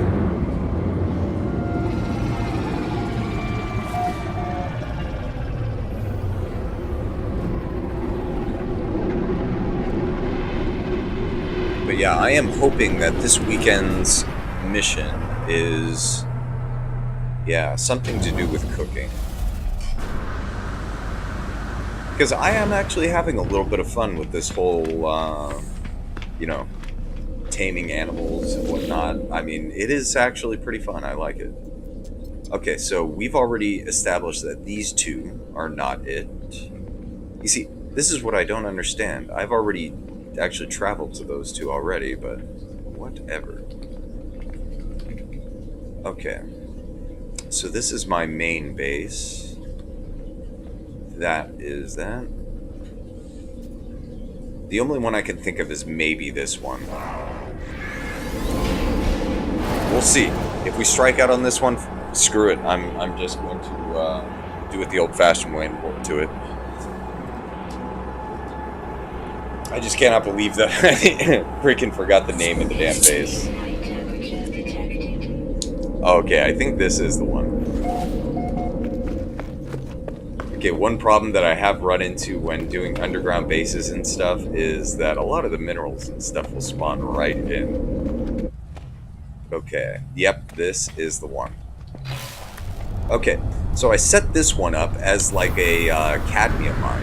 It is a high security planet, so we can actually do a lot of gravitino harvesting and stuff like that, but I set up actually a good supply on this for cadmium. Advanced cadmium, to be specific. Let me just rename this sucker so I know what it is. Cadmium. Okay. Cadmium outpost. That should be good enough. And this planet has an ocean biome too, so we can do some recovery efforts in the ocean if we wanted to.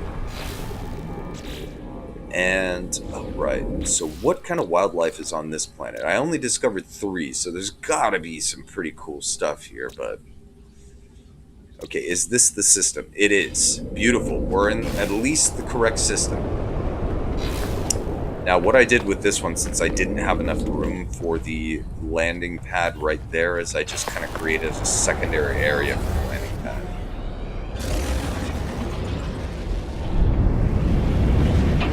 And actually, there's storm crystals on that planet too, so one landing there with all the cadmium and stuff like that, along with the storm crystals and gravitinos, I'm rich every time I leave that place usually. Okay, so it was Riha, I believe was the name of the planet. So it's not that one. We are, though, going to have to switch into first person so I can't scan these planets.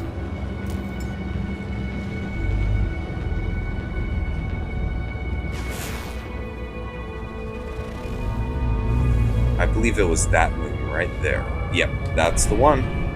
That's the one, gentlemen and ladies.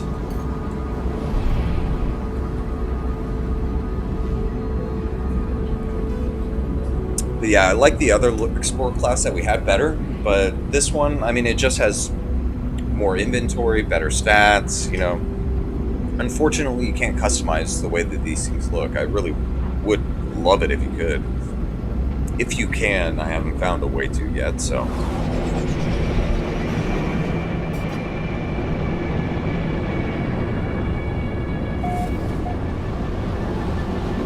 Alright, now this is an interesting planet. This, alright, has Scarlet Rain. It does have, you know, some sentinels that get pretty pissed off, but this is one of those, like, interesting flora planets. And it has that kind of, like, Sin City color scheme to it also, which I like.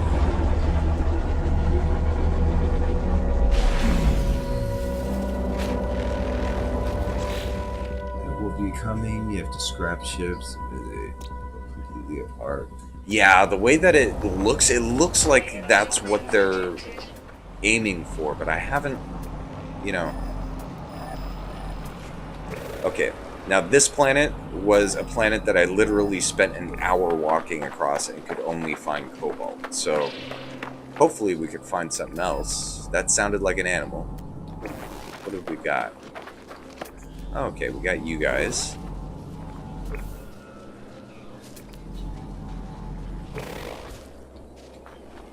Where's something a little bit more interesting?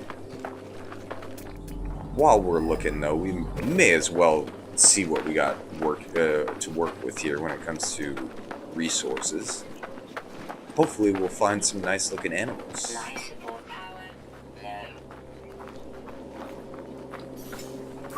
Technology recharge. Okay, I've already seen you.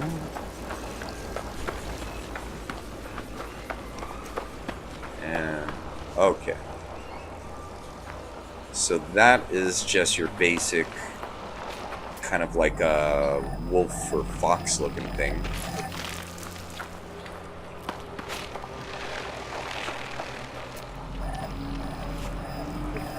Okay, I passed it.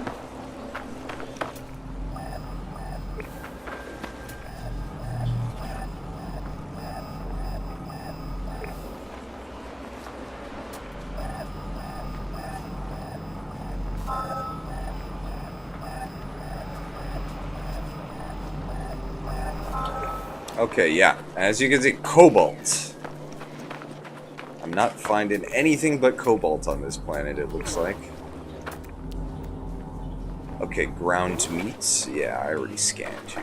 Okay, well, let's keep going, see what we can find. A gas cloud, alright. So, to our right, and straight ahead. Beautiful. I love this color scheme of these planets, but damn, I'm having such rotten luck when it comes to finding... I mean, all I want is just regular cadmium, and for some reason I cannot find it on any planet that I land on.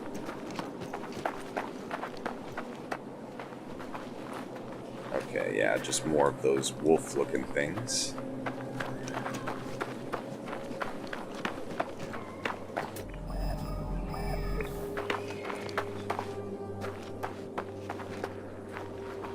And logic dictates if there's one type of dinosaur-looking thing, there's probably more, so... we will find something on this planet. Hopefully.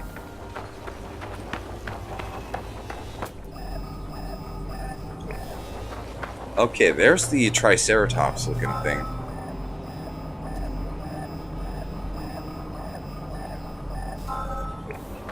Okay, an oxygen vein. And cobalt. That's all we got. Alright. Well, let's chase down this bad boy, and we will use him to go ahead and ride around the planet. See if we can find anything else.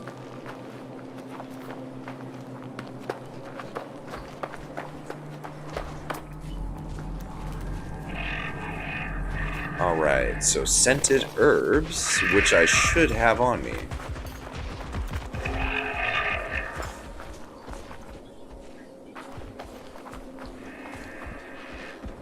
Oh, come on. That's close enough, or it should be.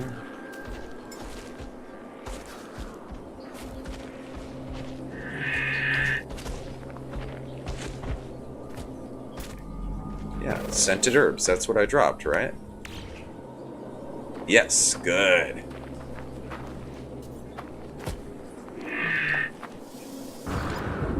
All right. So, this is us on top of our Triceratops, and of course, we just got our head peeking out over this thing. Alright, well, let's go for a ride.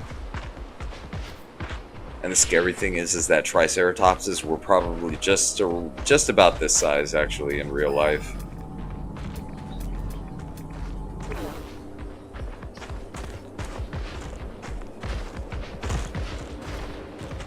Okay, and it looks like phosphorus, okay. What's funny is I think I landed in like this exact area yesterday. Either that or I literally was running around and I think I actually ran across this area already.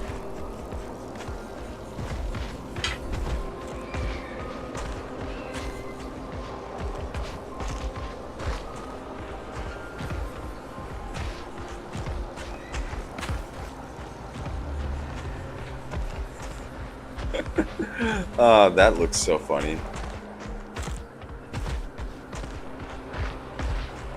But I could totally imagine if there were these things in existence that, yeah, you would have people riding them like this. Absolutely. Ah, we got a friend over here. Let's go ahead and say hello.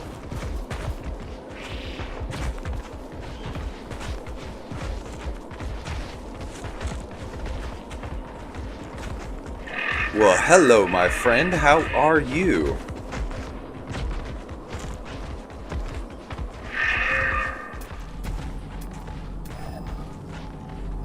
Okay. Well, it looks like at least we got a hot spot. Let's go ahead and steer our friend over here in the right direction.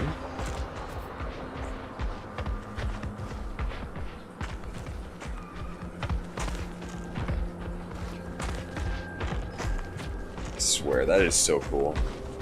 I hope they add more to this, like the whole riding them and stuff like that. You know, maybe introduce like a pen where you can like I don't know, customize your mounts and stuff, like a mounts or something like that. I think that would be cool, you know, interesting, different.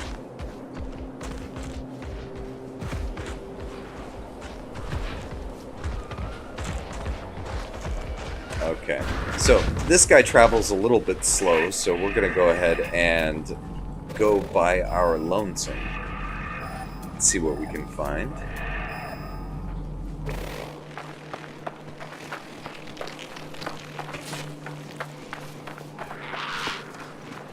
And surprising, we're only coming across like 3 species of animal, nothing else really.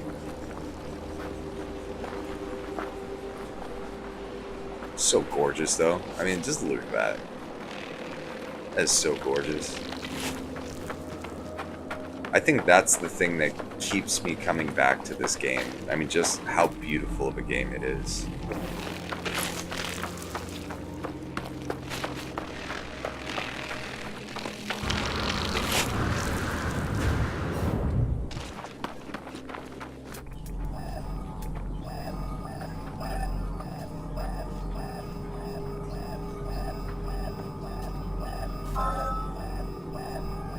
Okay, what do we got? Not cobalt, please. Oh, finally a cadmium vein. Jesus.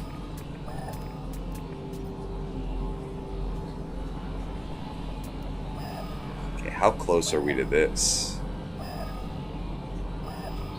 Okay, so it's that away? Yeah, I'm not gonna risk falling in the hole. Let's go around.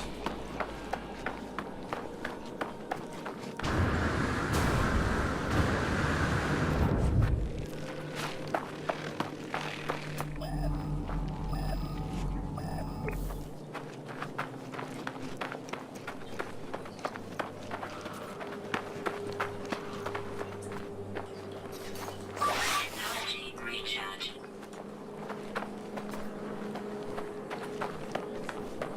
Okay, yeah. I'm just gonna check really quick.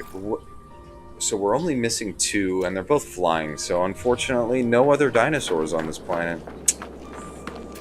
I did find this cadmium vein, though, so I do want to just drop a base computer so I can build a base off screen. That looks so tight. Sorry if I keep going off on that, but I love the way that this stuff looks.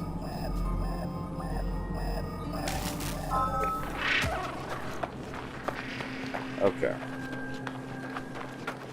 So, what do we got? Oxygen. And what is that? That is 260. Let's go ahead and get to our halfway point at 130 and drop the computer.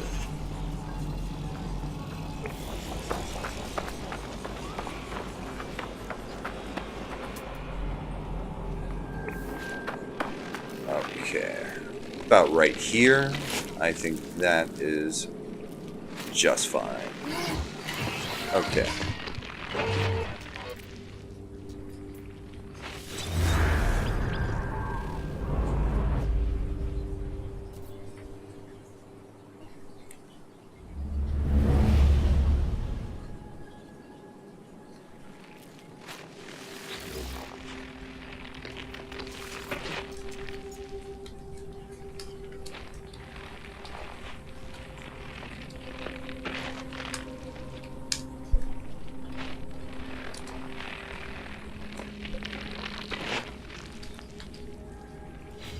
Alright. That's all we needed, really, from that.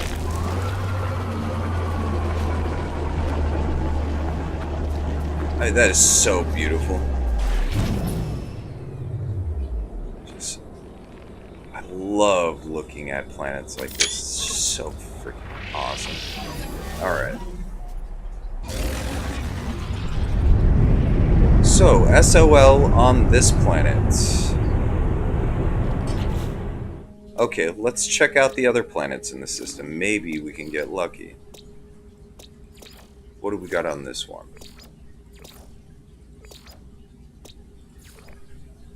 And I'm just missing 2 types of ground. Whoa, that is a weird looking sucker. Okay, so that's Uri 2. What about this one? Okay, that's a glitch planet. What about this one?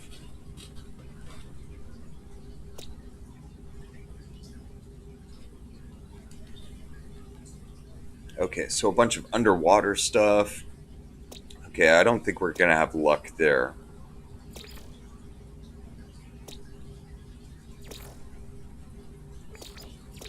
There, Korvax. Let's see. How about this one? Who we got?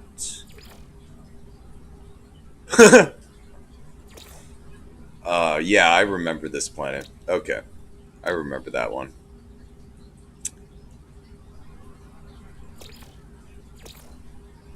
And yeah, right now I'm just looking for planets with the proper type of fauna that we're looking for. So, give me just a second. There's lots of potential places that we can go. Okay, how about this? What do we got? Wow. Oh, yeah, that's that swimming, like a, what is it? It's like a swimming goat. Okay, a lot of like badger looking stuff. All I have left is the rare ground types. Okay, so not this planet.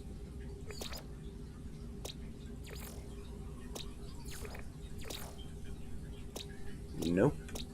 How about this one?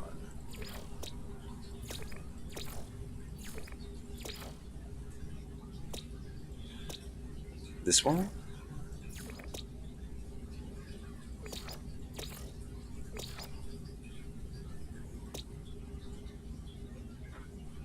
There are actually 2 eggs that are hidden in the update file. One called story mode and one called mystery. Maybe you're onto something with having our own animals. You know what? If that's the case, I am totally down for it. Why? Because I want to be able to have my own animal. I think that would be pretty tight. This looks like a good prospect right here, Monbets. So let's go ahead and go to it.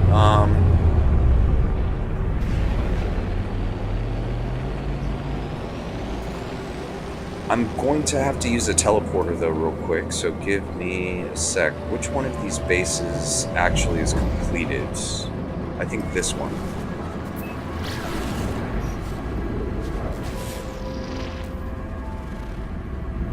Yeah, this one. Okay. I'll use the teleporter here, and we'll go to that planet since I haven't really explored it all that much. I haven't really looked at any of the fauna, so we'll check her out.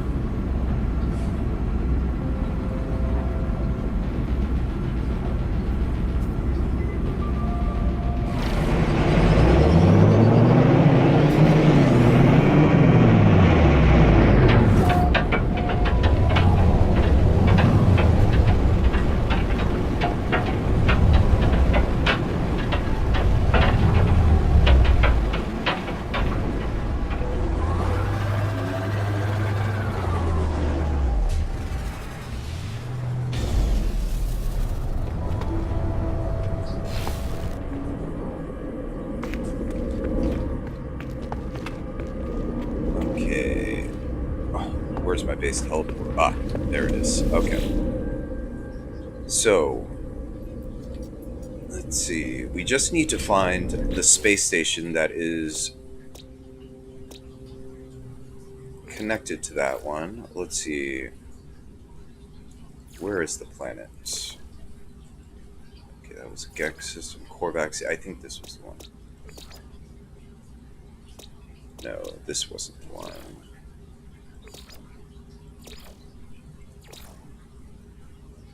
Oh yeah, this was the one. Monbets. Okay, so the Monbet system.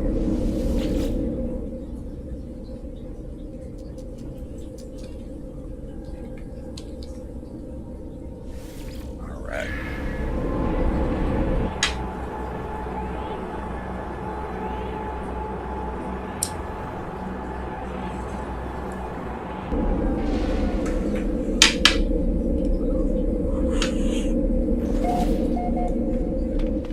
Alright. Well, I'm just gonna go to the mission board real quick. See what we got.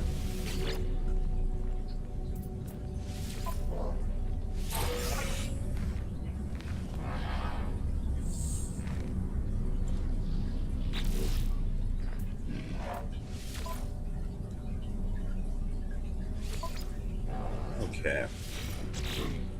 And on this playthrough, I'm doing something a tiny bit different than what I usually do. I'll usually just grab all of the missions, but if I already have like an open mission for killing sentinels or something like that, I don't actually take on a new one. You can just take them on, and then, you know, it actually makes it a hell of a lot easier.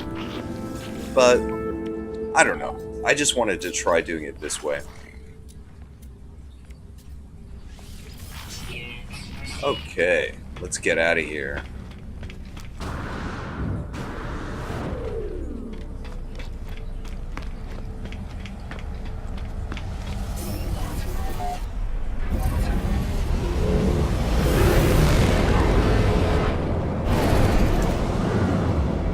Okay, so I believe this is that planet. Let's go ahead and check her out. And there is some ancient bones here, so at least we can kill two birds with one stone.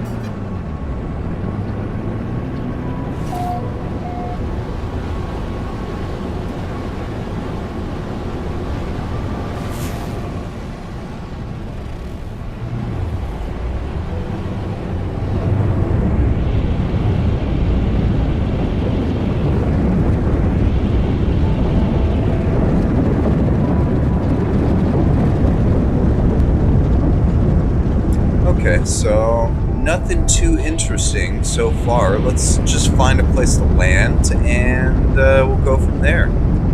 I think I will, though, land right next to one of these cactus patches. If you don't, like, if anything, if there's a deciding factor as to where you land, try to land next to a patch of cactus if available.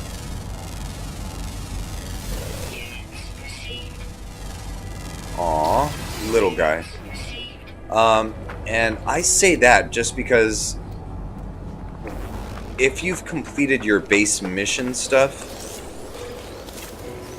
200 cactus flesh will make you an unstable gel, which is very, very valuable. So you may as well just gather it if it's here. And look at that, we could actually make like 2 of them. Alright, so each of those is 50,000 apiece. But once we get to an actual terminal, that is going to increase by a lot. Yeah, I hope they really just had anything to do with that. Honestly, I totally agree with you there. I mean, it would just add so much to the game. And yeah, especially having like your own creature and being able to customize its mounts and all that kind of stuff, I think that would add a lot of, how would you say it, like character to the game.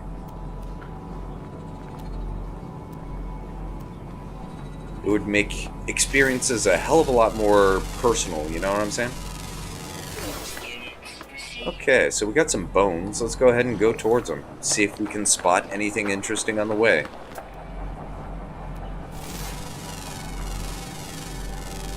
So far, not too much. And never forget your scans. Never.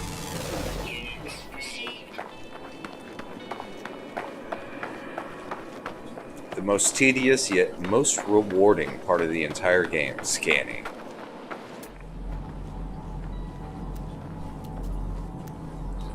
But at least more useful than other games, you know? Like, you don't get shit, really, by scanning stuff in Subnautica other than blueprints, you know? So...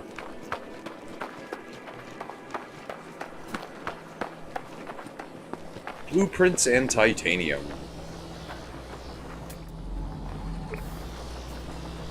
Okay, no animals. Interesting.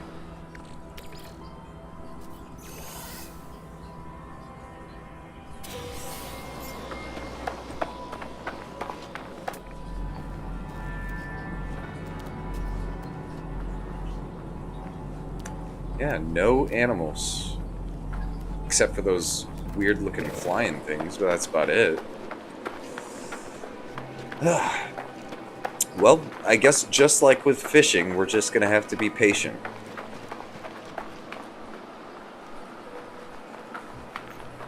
That would be a cool mechanic, actually, doing fishing in this. I don't even know how the hell they would do it. I mean, it's a stupid idea, but that would be funny as hell.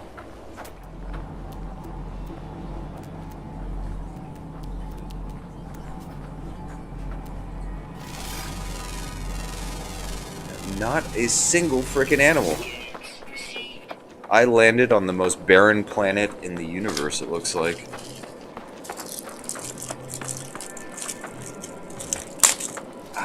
And sorry if you guys hear like a rapper or something like that in the background. I got a pack of donuts from the gas station earlier that I'm going to chow down on. Oh, yeah, me too. Actually, the underwater animals, too. I wish you could actually, you know, tame underwater animals. Maybe, like, actually, you know, ride, like, a dolphin-like animal. That would be pretty cool. There is actually, like, these weird air creatures. There are types of underwater creatures that look like that, so I can actually see maybe riding one of those things. That would be pretty cool. Pretty good. Sure. I went to the gas station and they had these Valentine's Day Hostess donuts for sale. Strawberry chocolate. It's actually pretty good.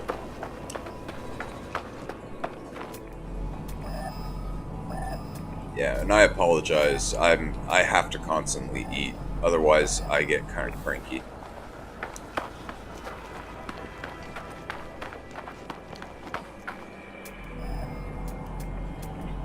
Okay. Did I like pass it or something? Yeah, I did. Okay.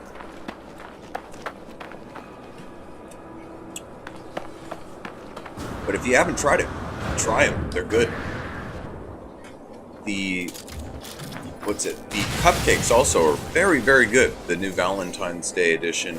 It's what's it? Dark chocolate raspberry. Very good.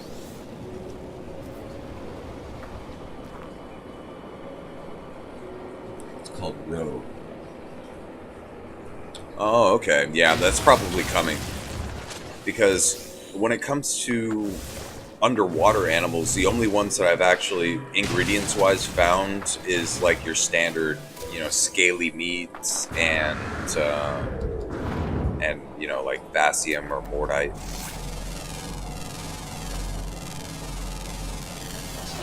Okay, so we got ancient data structure. That's promising. How far is that away? No, it's not too far. We could go to it. Is there any other bones near me, though? Ooh, yes, there is. 415. That's not bad. But I do want to go to this data structure first. And I've been striking out on the data structures, too. I've just been getting regular old nav data and nothing else.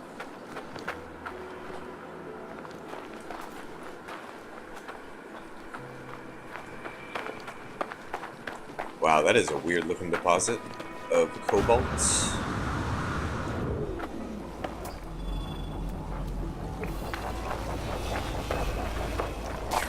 Okay. Where are you? Yeah, I'm just getting this knowledge stone first. It's really kind of ticking me off how I just, for some reason, do not know enough Korvax to understand. What is that?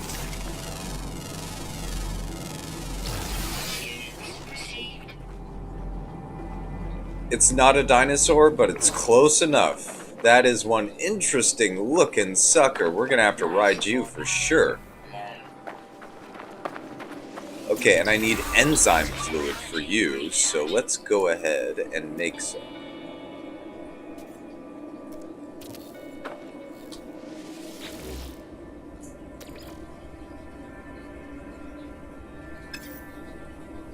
Okay, well, let's put that away. And oh, yes, I already have some ready made.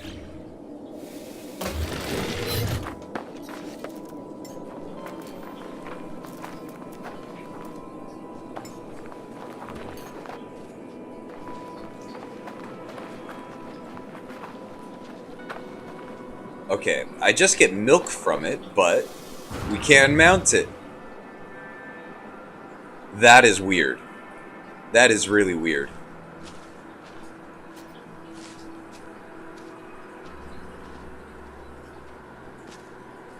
Oh, you could also get like salvage data and stuff like that from those ancient structures. 99.9% of the time, though, you get just regular nav data. Speaking of which, where is it? I lost it. Oh well. It no longer matters. Why? Because we are walking on, or we are riding on a bipedal cow with chicken feet for hands. And once we get up to the crest and you can actually see it better, I'll take a picture of it.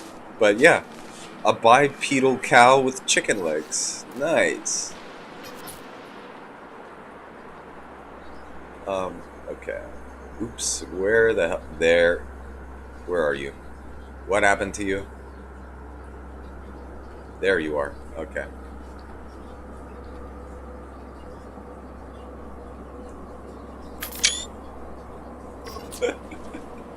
That is one weird looking sucker. Hey, and we even completed our mission. Nice. Okay, let's see how it runs.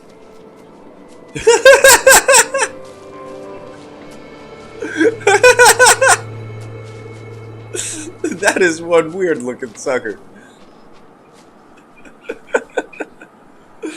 Oh. Oh, that is a face for radio, though, that's for sure. Okay, I've gotten enough entertainment out of you.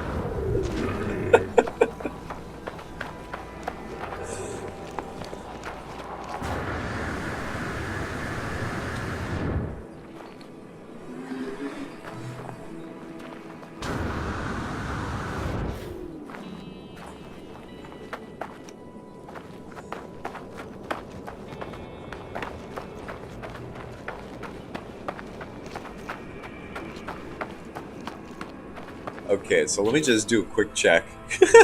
That is one ugly motherfucker, that is for sure. Okay, so we got 1, 2, 3, 4 more land creatures that we haven't come across yet. That's ample chance for us to come across like a T-Rex or something.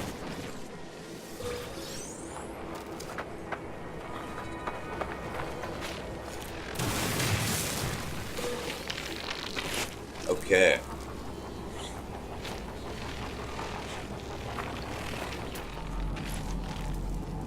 So we got more bones. I guess let's go ahead and check them out. And hopefully we'll be able to find some more animals on the way. It did just cross into nighttime. Usually at night there are different animals that spawn in, so this could be promising.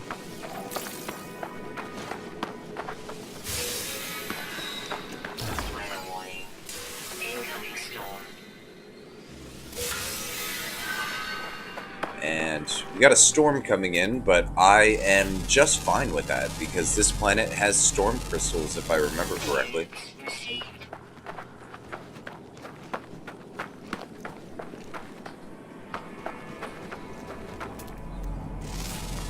It's always the little ones that you miss, so always double check. There's probably going to be like a small species of cactus that, you know, you just didn't see earlier on. But, geez, no more animals.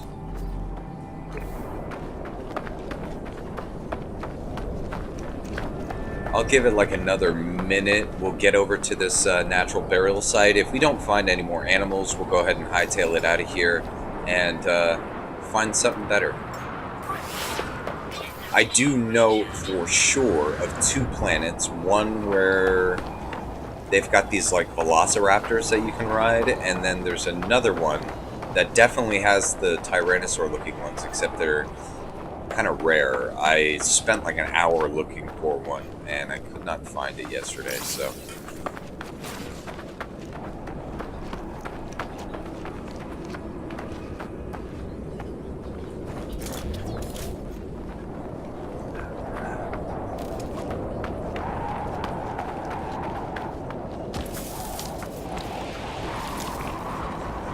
nice.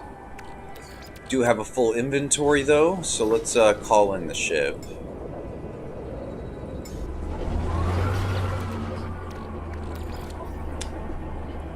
Go ahead and fill up the tank, and we'll drop all of these in there.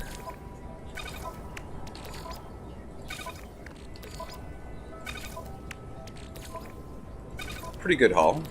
Hopefully these are worth some money. Usually the common ones aren't really worth more than like 100 grand each, but ooh, nice, a rare one. But you never know.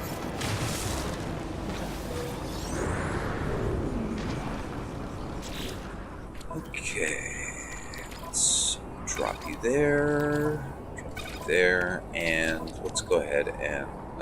no room in the freighter. Okay. So, is there any more animals around us? Those flying ones, but that's it. Okay. Well, let's get out of here. Find ourselves a new planet to go ahead and tame some stuff. Alright. So, we actually haven't been to any of the other planets in this system. Let's go ahead and check out some of these. We're not going to obviously find anything there.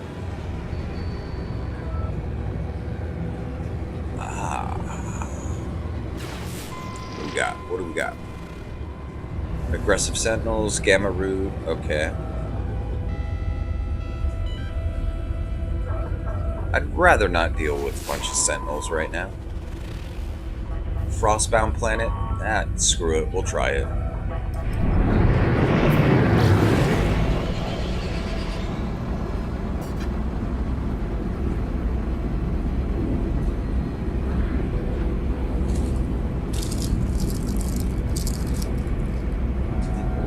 Yeah, these donuts are off the chain. Love myself a good donut. It's hilarious because actually, if you see me in real life, I'm like one of the skinniest dudes that you'll ever meet. I swear, I put away like 8,000 calories in a day, no problem. All right.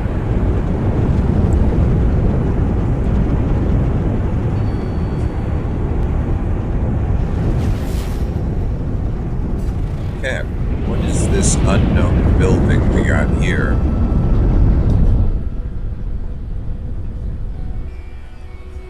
An abandoned building. Okay, cool. Could always use those.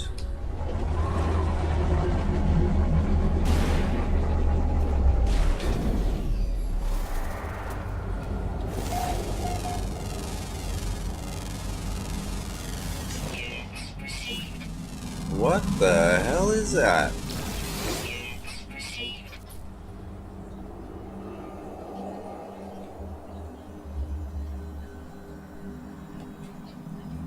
Okay.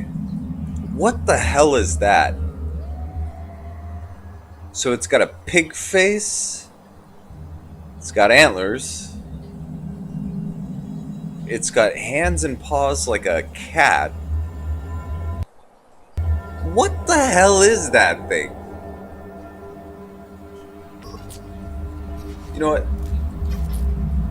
Whatever. I'm sorry, I misclicked. I just need to get a photo. What the fuck is this thing? What's that Ian Malcolm said? Life finds a way. I guess it found a way there. Can't say a very attractive way, but it found a way.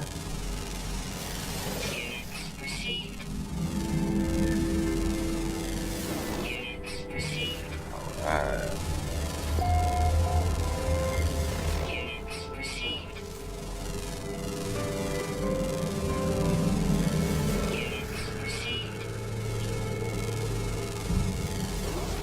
And again, apologize for this, but as usual, we gotta get our scans in. And usually on these frost planets, they are very biodiverse, so a good place to get more stuff for your catalog.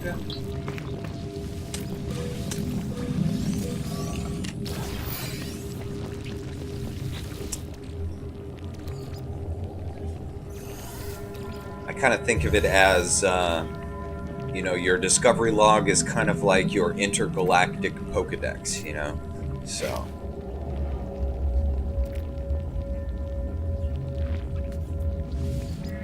Let's see how many nanites I get out of this. We got, ooh, 130. Not bad. Not bad at all. Well, let's go ahead and gather some eggs real quick.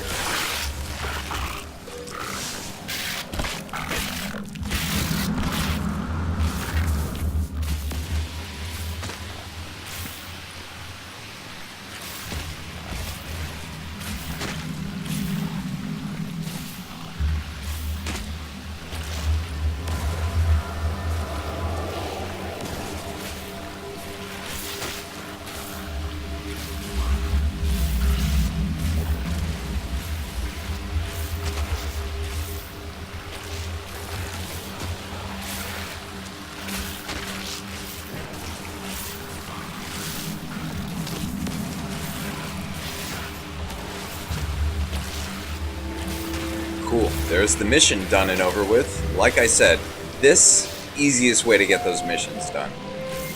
And also, I don't know, maybe it's just the animal lover in me, but I honestly don't like killing the animal, like the regular old animals for some reason.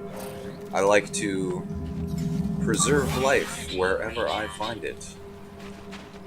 Now, I could get more eggs and stuff, but I just really could care less. I'm at that point in the game where I'm not hurting for money, really. I could get money whenever I want, so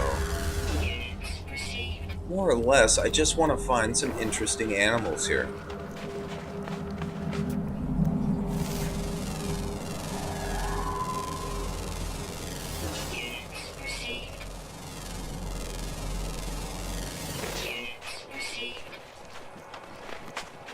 Okay, let's get to the top of the ridge here. Let's see if we can find anything interesting.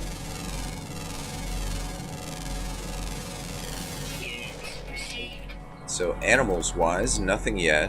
What is that? More ancient data structures? Okay.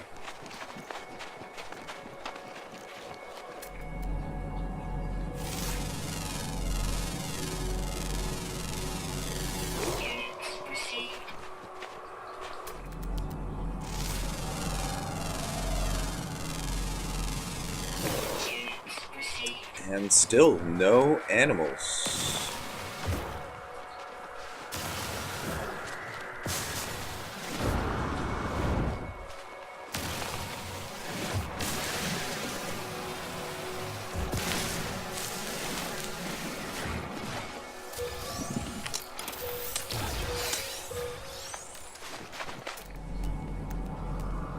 hazardous floor. Oh, we got a couple over here. What do we got? Oh, it's these guys.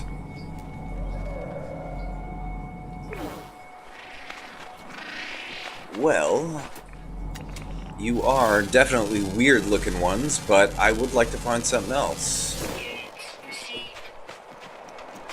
Let's see, do we have any animals?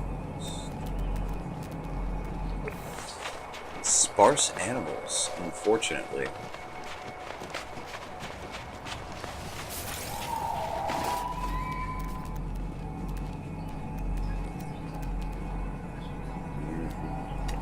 Got up here. Nice. Okay. Come on, give me something.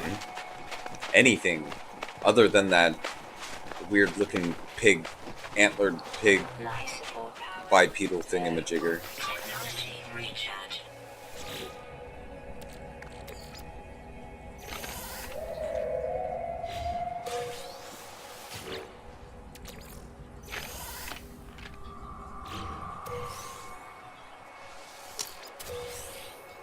Okay. Yeah, tons of these things on this planet.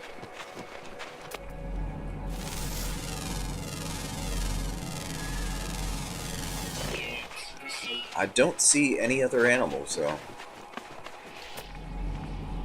Tons of these things.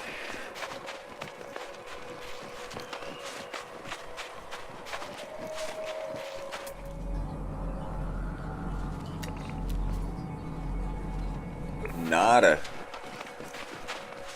Ah. No bueno, senor. No bueno.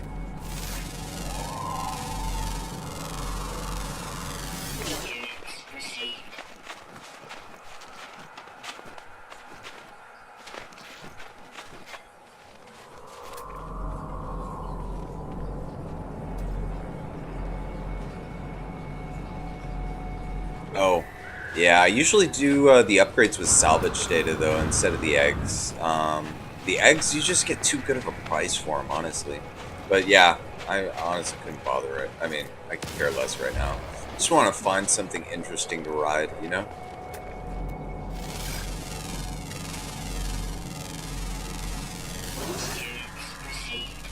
Be nice if some animals spawned in somewhere. That'd be nice. Somewhere on this planet.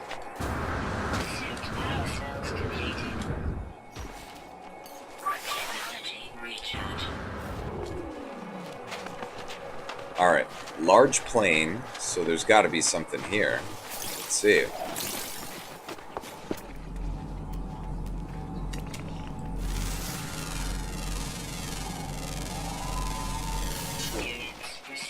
Wow. I don't know if it's just me or... Wow. Did I come across like the worst system in the world to go ahead and search for animals or what?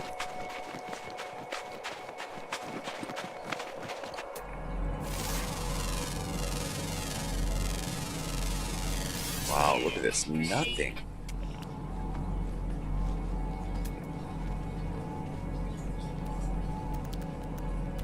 What? Oh, an unknown grave. Okay. Nice. Very rarely come across those.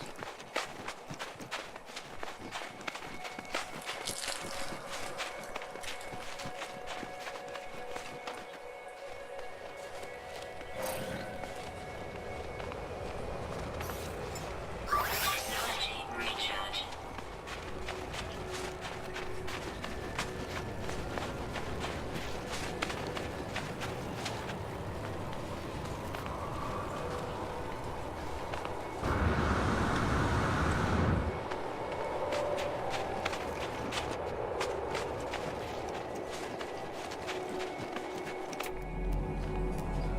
Oh, nothing. Yeah, I must have just like picked the worst planet in the world to go ahead and look for animals on it, I guess. It's okay though. We got plenty of planets to choose from here. Oh wow, my inventory is already full. Wow, I got a lot of stuff. Let me just free up some space real quick.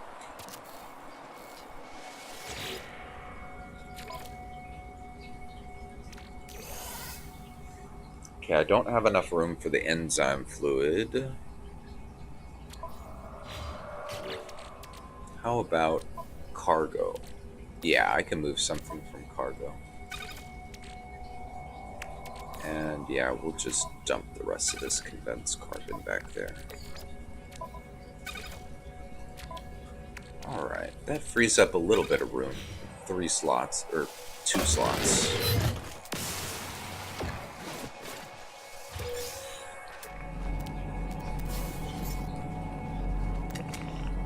Yep, another one of those things. Yep, it's decided. I landed on like the worst possible planet to look for biodiversity, I guess.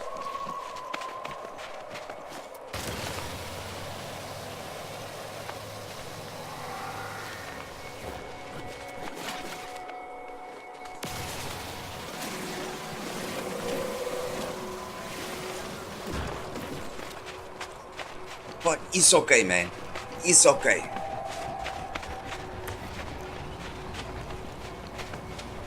If at first you do not succeed, try again.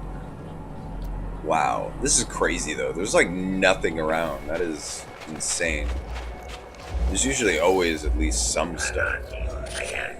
Okay, trace signal to Korvax, wanted to blank. Granted with convergence in exchange for blank. The price extraction from my mind. Their risk recovered. I gain their blank. Lied to us. Convergent abets. Sentinels provided with tribute. Carpus. Korvax helped them conceal. They are coming. Fire, please step back. Huh.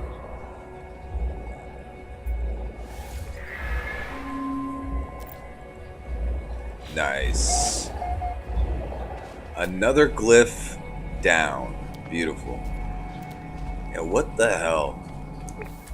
Worst planet in the world for biodiversity, it looks like.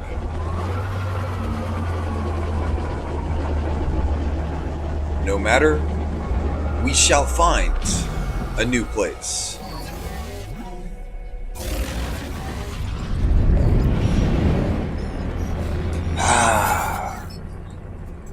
Yeah. You guys suck at your job and you got freaking damaged.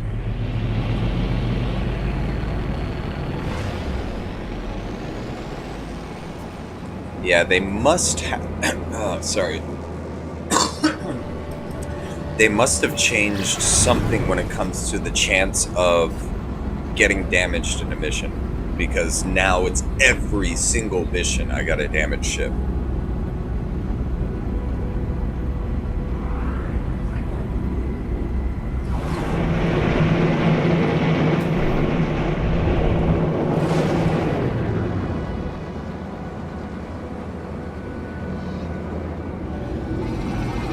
Hostile scan detected.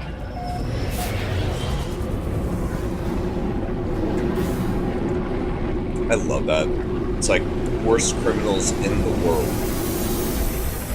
That's like that's like that's like casing to mug somebody who's walking into the police station, you know? It's just like, what the hell is wrong with you?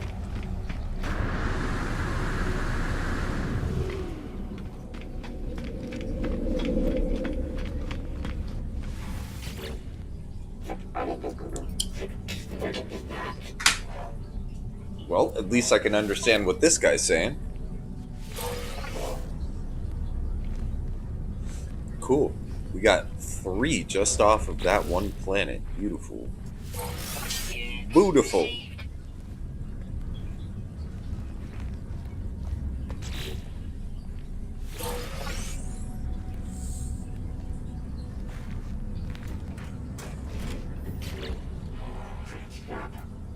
Oops.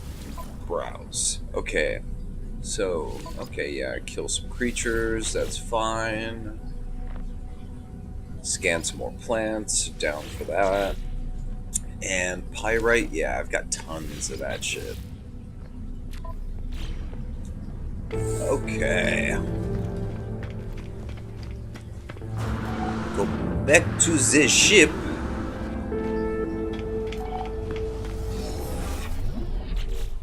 Okay, so that's 2 planets down. Let's go ahead and move on to the next one.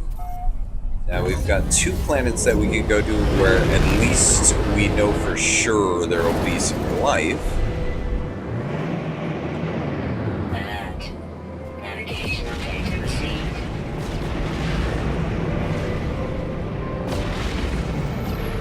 So what do we got over here? This is that airless planet.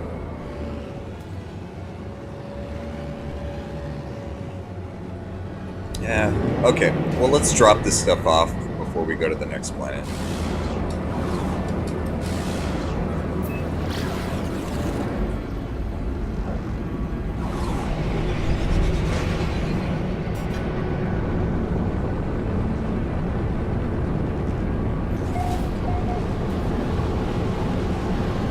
And you never know, we might spot something actually from the platform, which sometimes happens.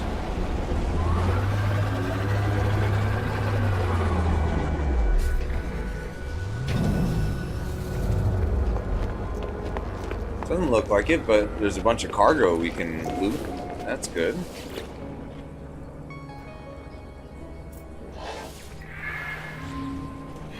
Okay, so pyrite is delivered. Let me just re-up my supply.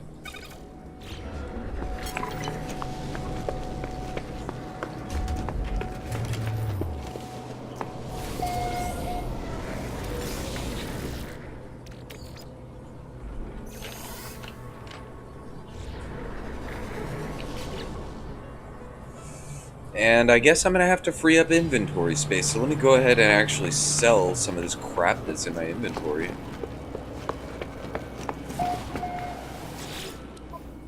Okay, so neural ducts, ooh, plus 38.5% on those. That is nice. I've got to note that down. Units received. Yeah, for 200 cactus flesh, you get, an unstable gel, 2 of them, 100 grand. I mean, it's just totally worth it to go ahead and land next to a patch and pick it while you're there. I've got tons of these daggers, so I don't really need them. The antimatter housing I'm actually going to save. And that's because I actually just want to finish doing my freighter upgrades and stuff, and you surprisingly need a lot of those things. Okay, so it doesn't look like we spotted anything really interesting. There's more stuff right there I can get, but feeling a little lazy.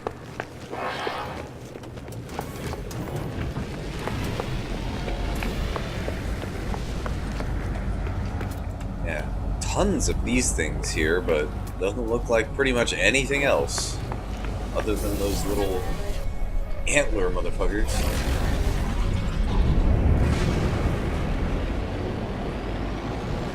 Okay, so let's get some bearings where we are. So that's the airless planet.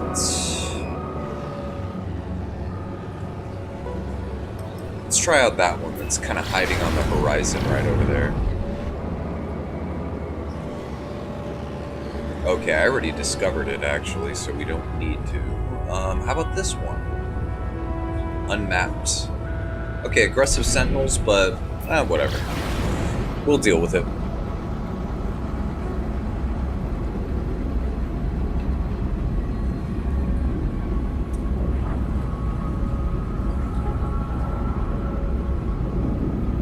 Damn it, I want some more dinosaurs.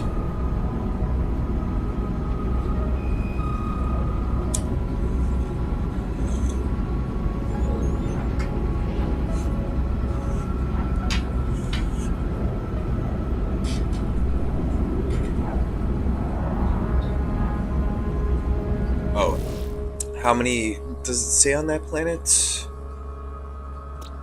It says there's 8 total. We found a rare, we found an uncommon, and we have found 1 flying. There's still one common ground that I didn't even see, and two uncommons.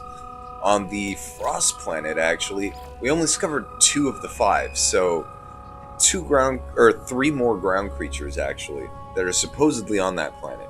They are uncommon and rare, but that really shouldn't matter too much considering the amount of time that we spent running around.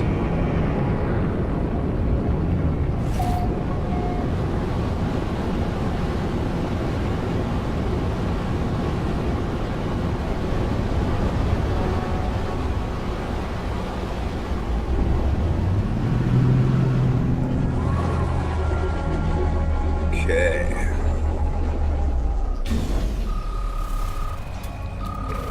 Weather warning.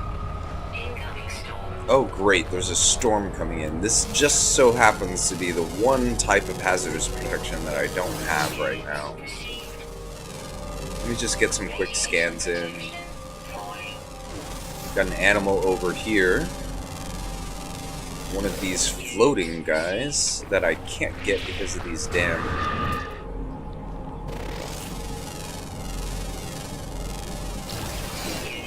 Whoa, that's a big bird.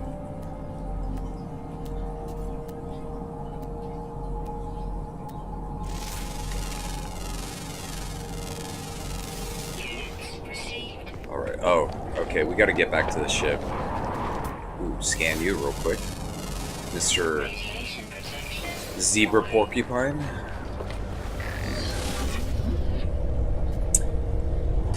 Okay, so how many animals do we have on this planet? Ah, this has a lot of biodiversity. We got a whole bunch of ground creatures, cool. Usually on these toxic planets you can find those Tyrannosaurus looking alien headed things. I'm hoping we can find some of those. But we do have to wait out the storm, unfortunately.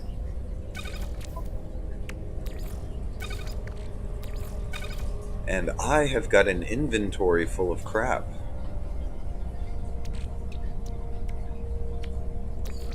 Something I'm definitely going to have to remedy soon.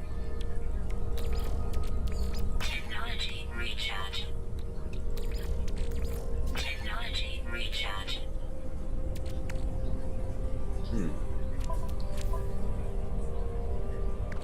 I could fit more stuff back here now. Let me just sort this a tad. And, screw it, I'll just stick Pugnium back there. Cool. That's good enough. Good enough. That gives us plenty of room in the inventory, too, so we can potentially harvest some stuff now. I just gotta wait for this storm to finish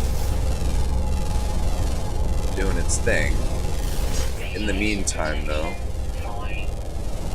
we do have like a 30-second window to just get some quick scans in.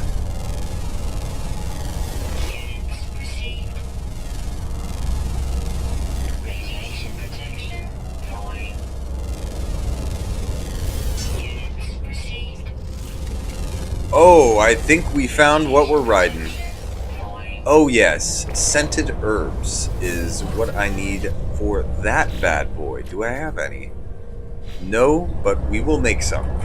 We will definitely make some. Why? Because I want to try riding that thing. That thing I've never rode on one of those before, so should be interesting. Oh, I know what I ran out of. I ran out of oxygen. But it's okay, I got all this back here. Storm clearing. Okay, storm's clearing. Cool. Oh, another one! Now, if you've never ridden one of those, it's weird. It's like riding on an ostrich, I would imagine. They aren't very fast, but it is entertaining to watch. Okay, so I needed, what, scented herbs? Let's see. Scented herbs, I'll just use some gamma roots for that. Where's my fascium? Fascium, there it is. Okay, fascium, gamma roots.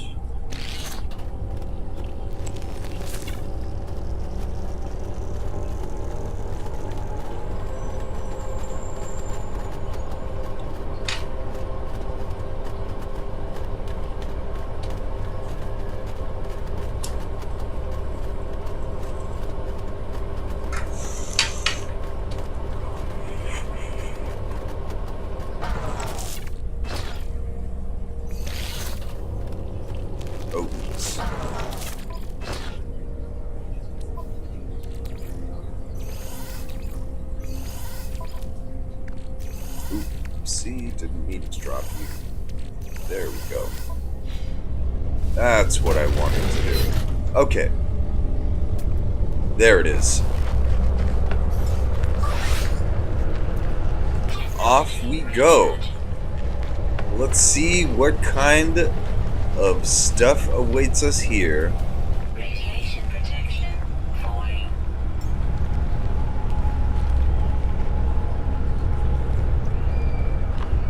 Wow, I wonder what this is going to look like, actually.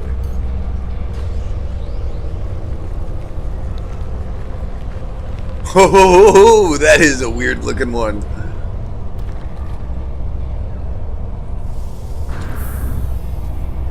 Oh, okay. Let's let's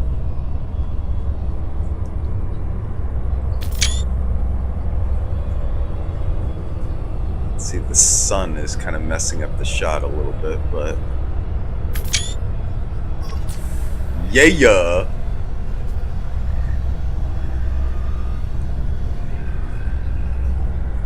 Alright, so we get to ride on a giant insectoid squiddy thingy.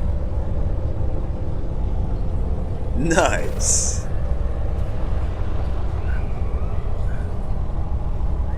Sucks though, I mean, being behind it, I get a great shot of this thing's ass, but, you know. Oh, you know what this reminds me of? If you haven't seen the movie, Starship Troopers, the first one, the brain bug. This is totally the brain bug. Totally the brain bug.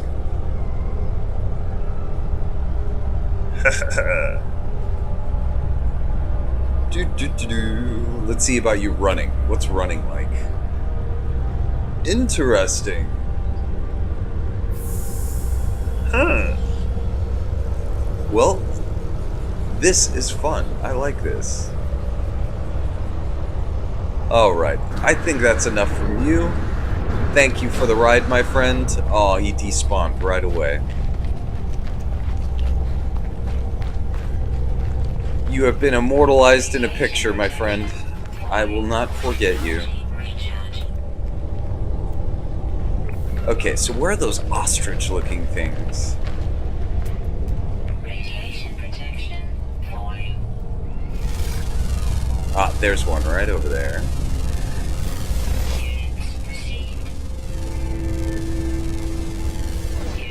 That's a little one, though. We need a little bit bigger of one if we want to ride one.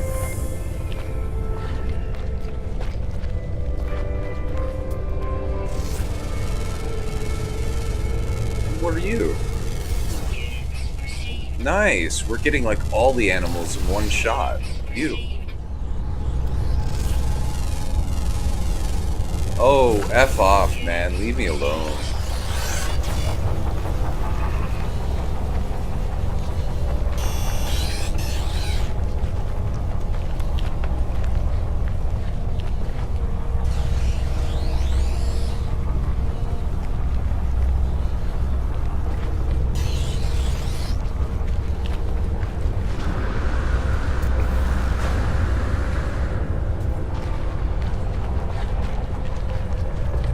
Okay, so we got another one over here. I mean, it's gonna give us a crab apple.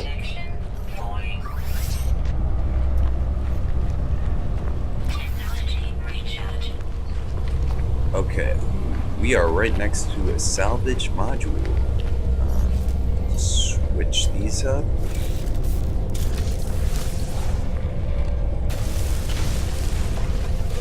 Nice, nice. Alright. So, just these little guys, it looks like. Nothing ostrich-sized that we can ride, I don't think. Okay, so they like sweetened compost. So what we're gonna have to do is bust out this bad boy. Okay. And we're gonna have to make some sweetened compost, but that's actually pretty easy. You just use scented herbs and fascia. Yeah.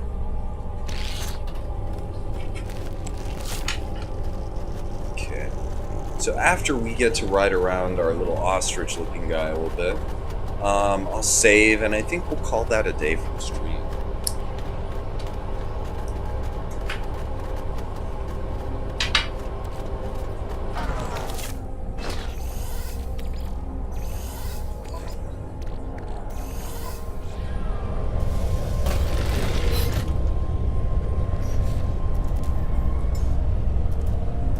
Radiation protection falling. Ooh, they all like sweetened compost. Nice. And, ooh, I get eggs from him. Okay.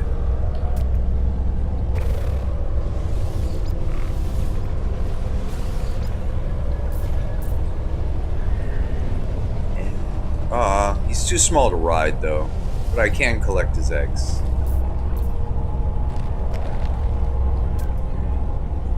And it looks like they're all the same species. Okay, unfortunately I can't ride him, though. Let's just grab some Gravitinos and get out of here.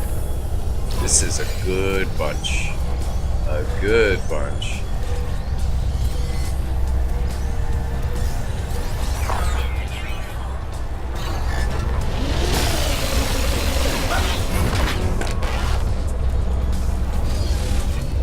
Sorry.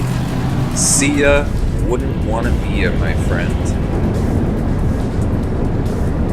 Okay, so what was that when it came to the animals? Let's see, that is almost all of them. We only have, what, 3 more species. And all of them are rare and uncommon.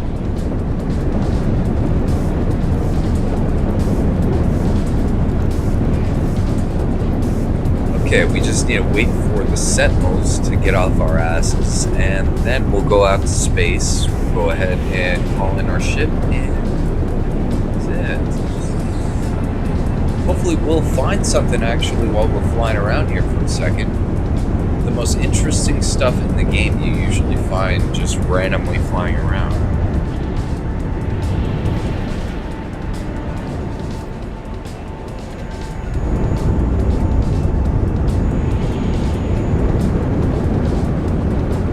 Nothing too interesting, it looks like. Let's get back up to the ship once this alert passes. There we go. Or actually, I've got to return that mission anyways. We may as well go to the...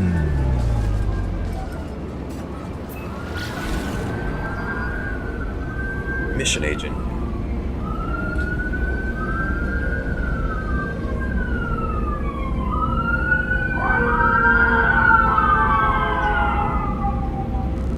Okay, so how much money do we have now? 6 mil. Oh, you know what? We'll sell these. See how much our kind of take for the day is. Oh, I'm out of gas. Scan detected. Energy recharge.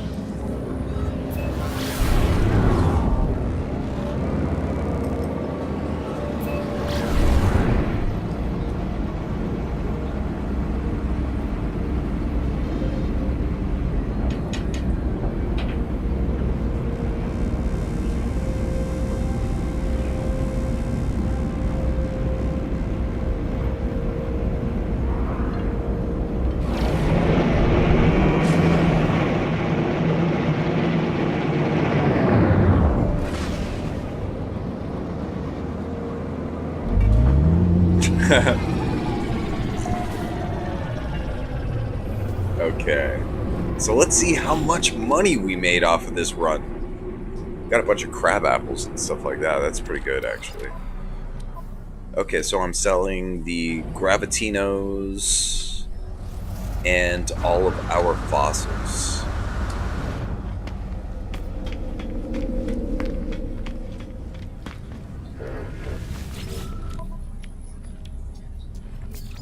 Alright, Gravitinos. Nice, 145. Okay, so 113. 93, 127. Okay, yeah, these are pretty much, I mean, average of what I usually get. That's not bad, you know, 400 grand. Okay, oh, wow, that is a good amount of money. And I don't want to sell the cadmium yet that's in there because I want to see what I could get for this whole shipment, actually, that I got. Luckily, I mean, I've got to set up more. When you find a good activated, like indium, activated cadmium vein, it's always good to set up at least like 10 storage silos. That way, each time that you sell it off, you could get a seriously good amount of money. Okay, let's see how much I could get for that. Whew! Almost 2 million. That is good. That is really good.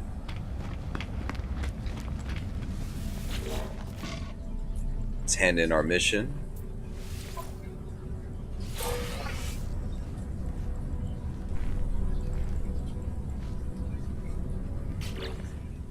Alright. And, oof, yes, superconducting fiber. Money is definitely not an issue for us anymore. Okay, paraffinium. I'll totally take these missions. This is some good money and good merchandise. Alrighty. So we got our missions. Let me just save real quick. Cool. And I think that about does it for today's stream. What we are going to do in our next one is, yeah, we'll go to an underwater world. I want to see if I can build like a whole big underground base, I mean, underwater base. But I do have to find that right place that has, you know, electrical mining opportunities, all that kind of stuff.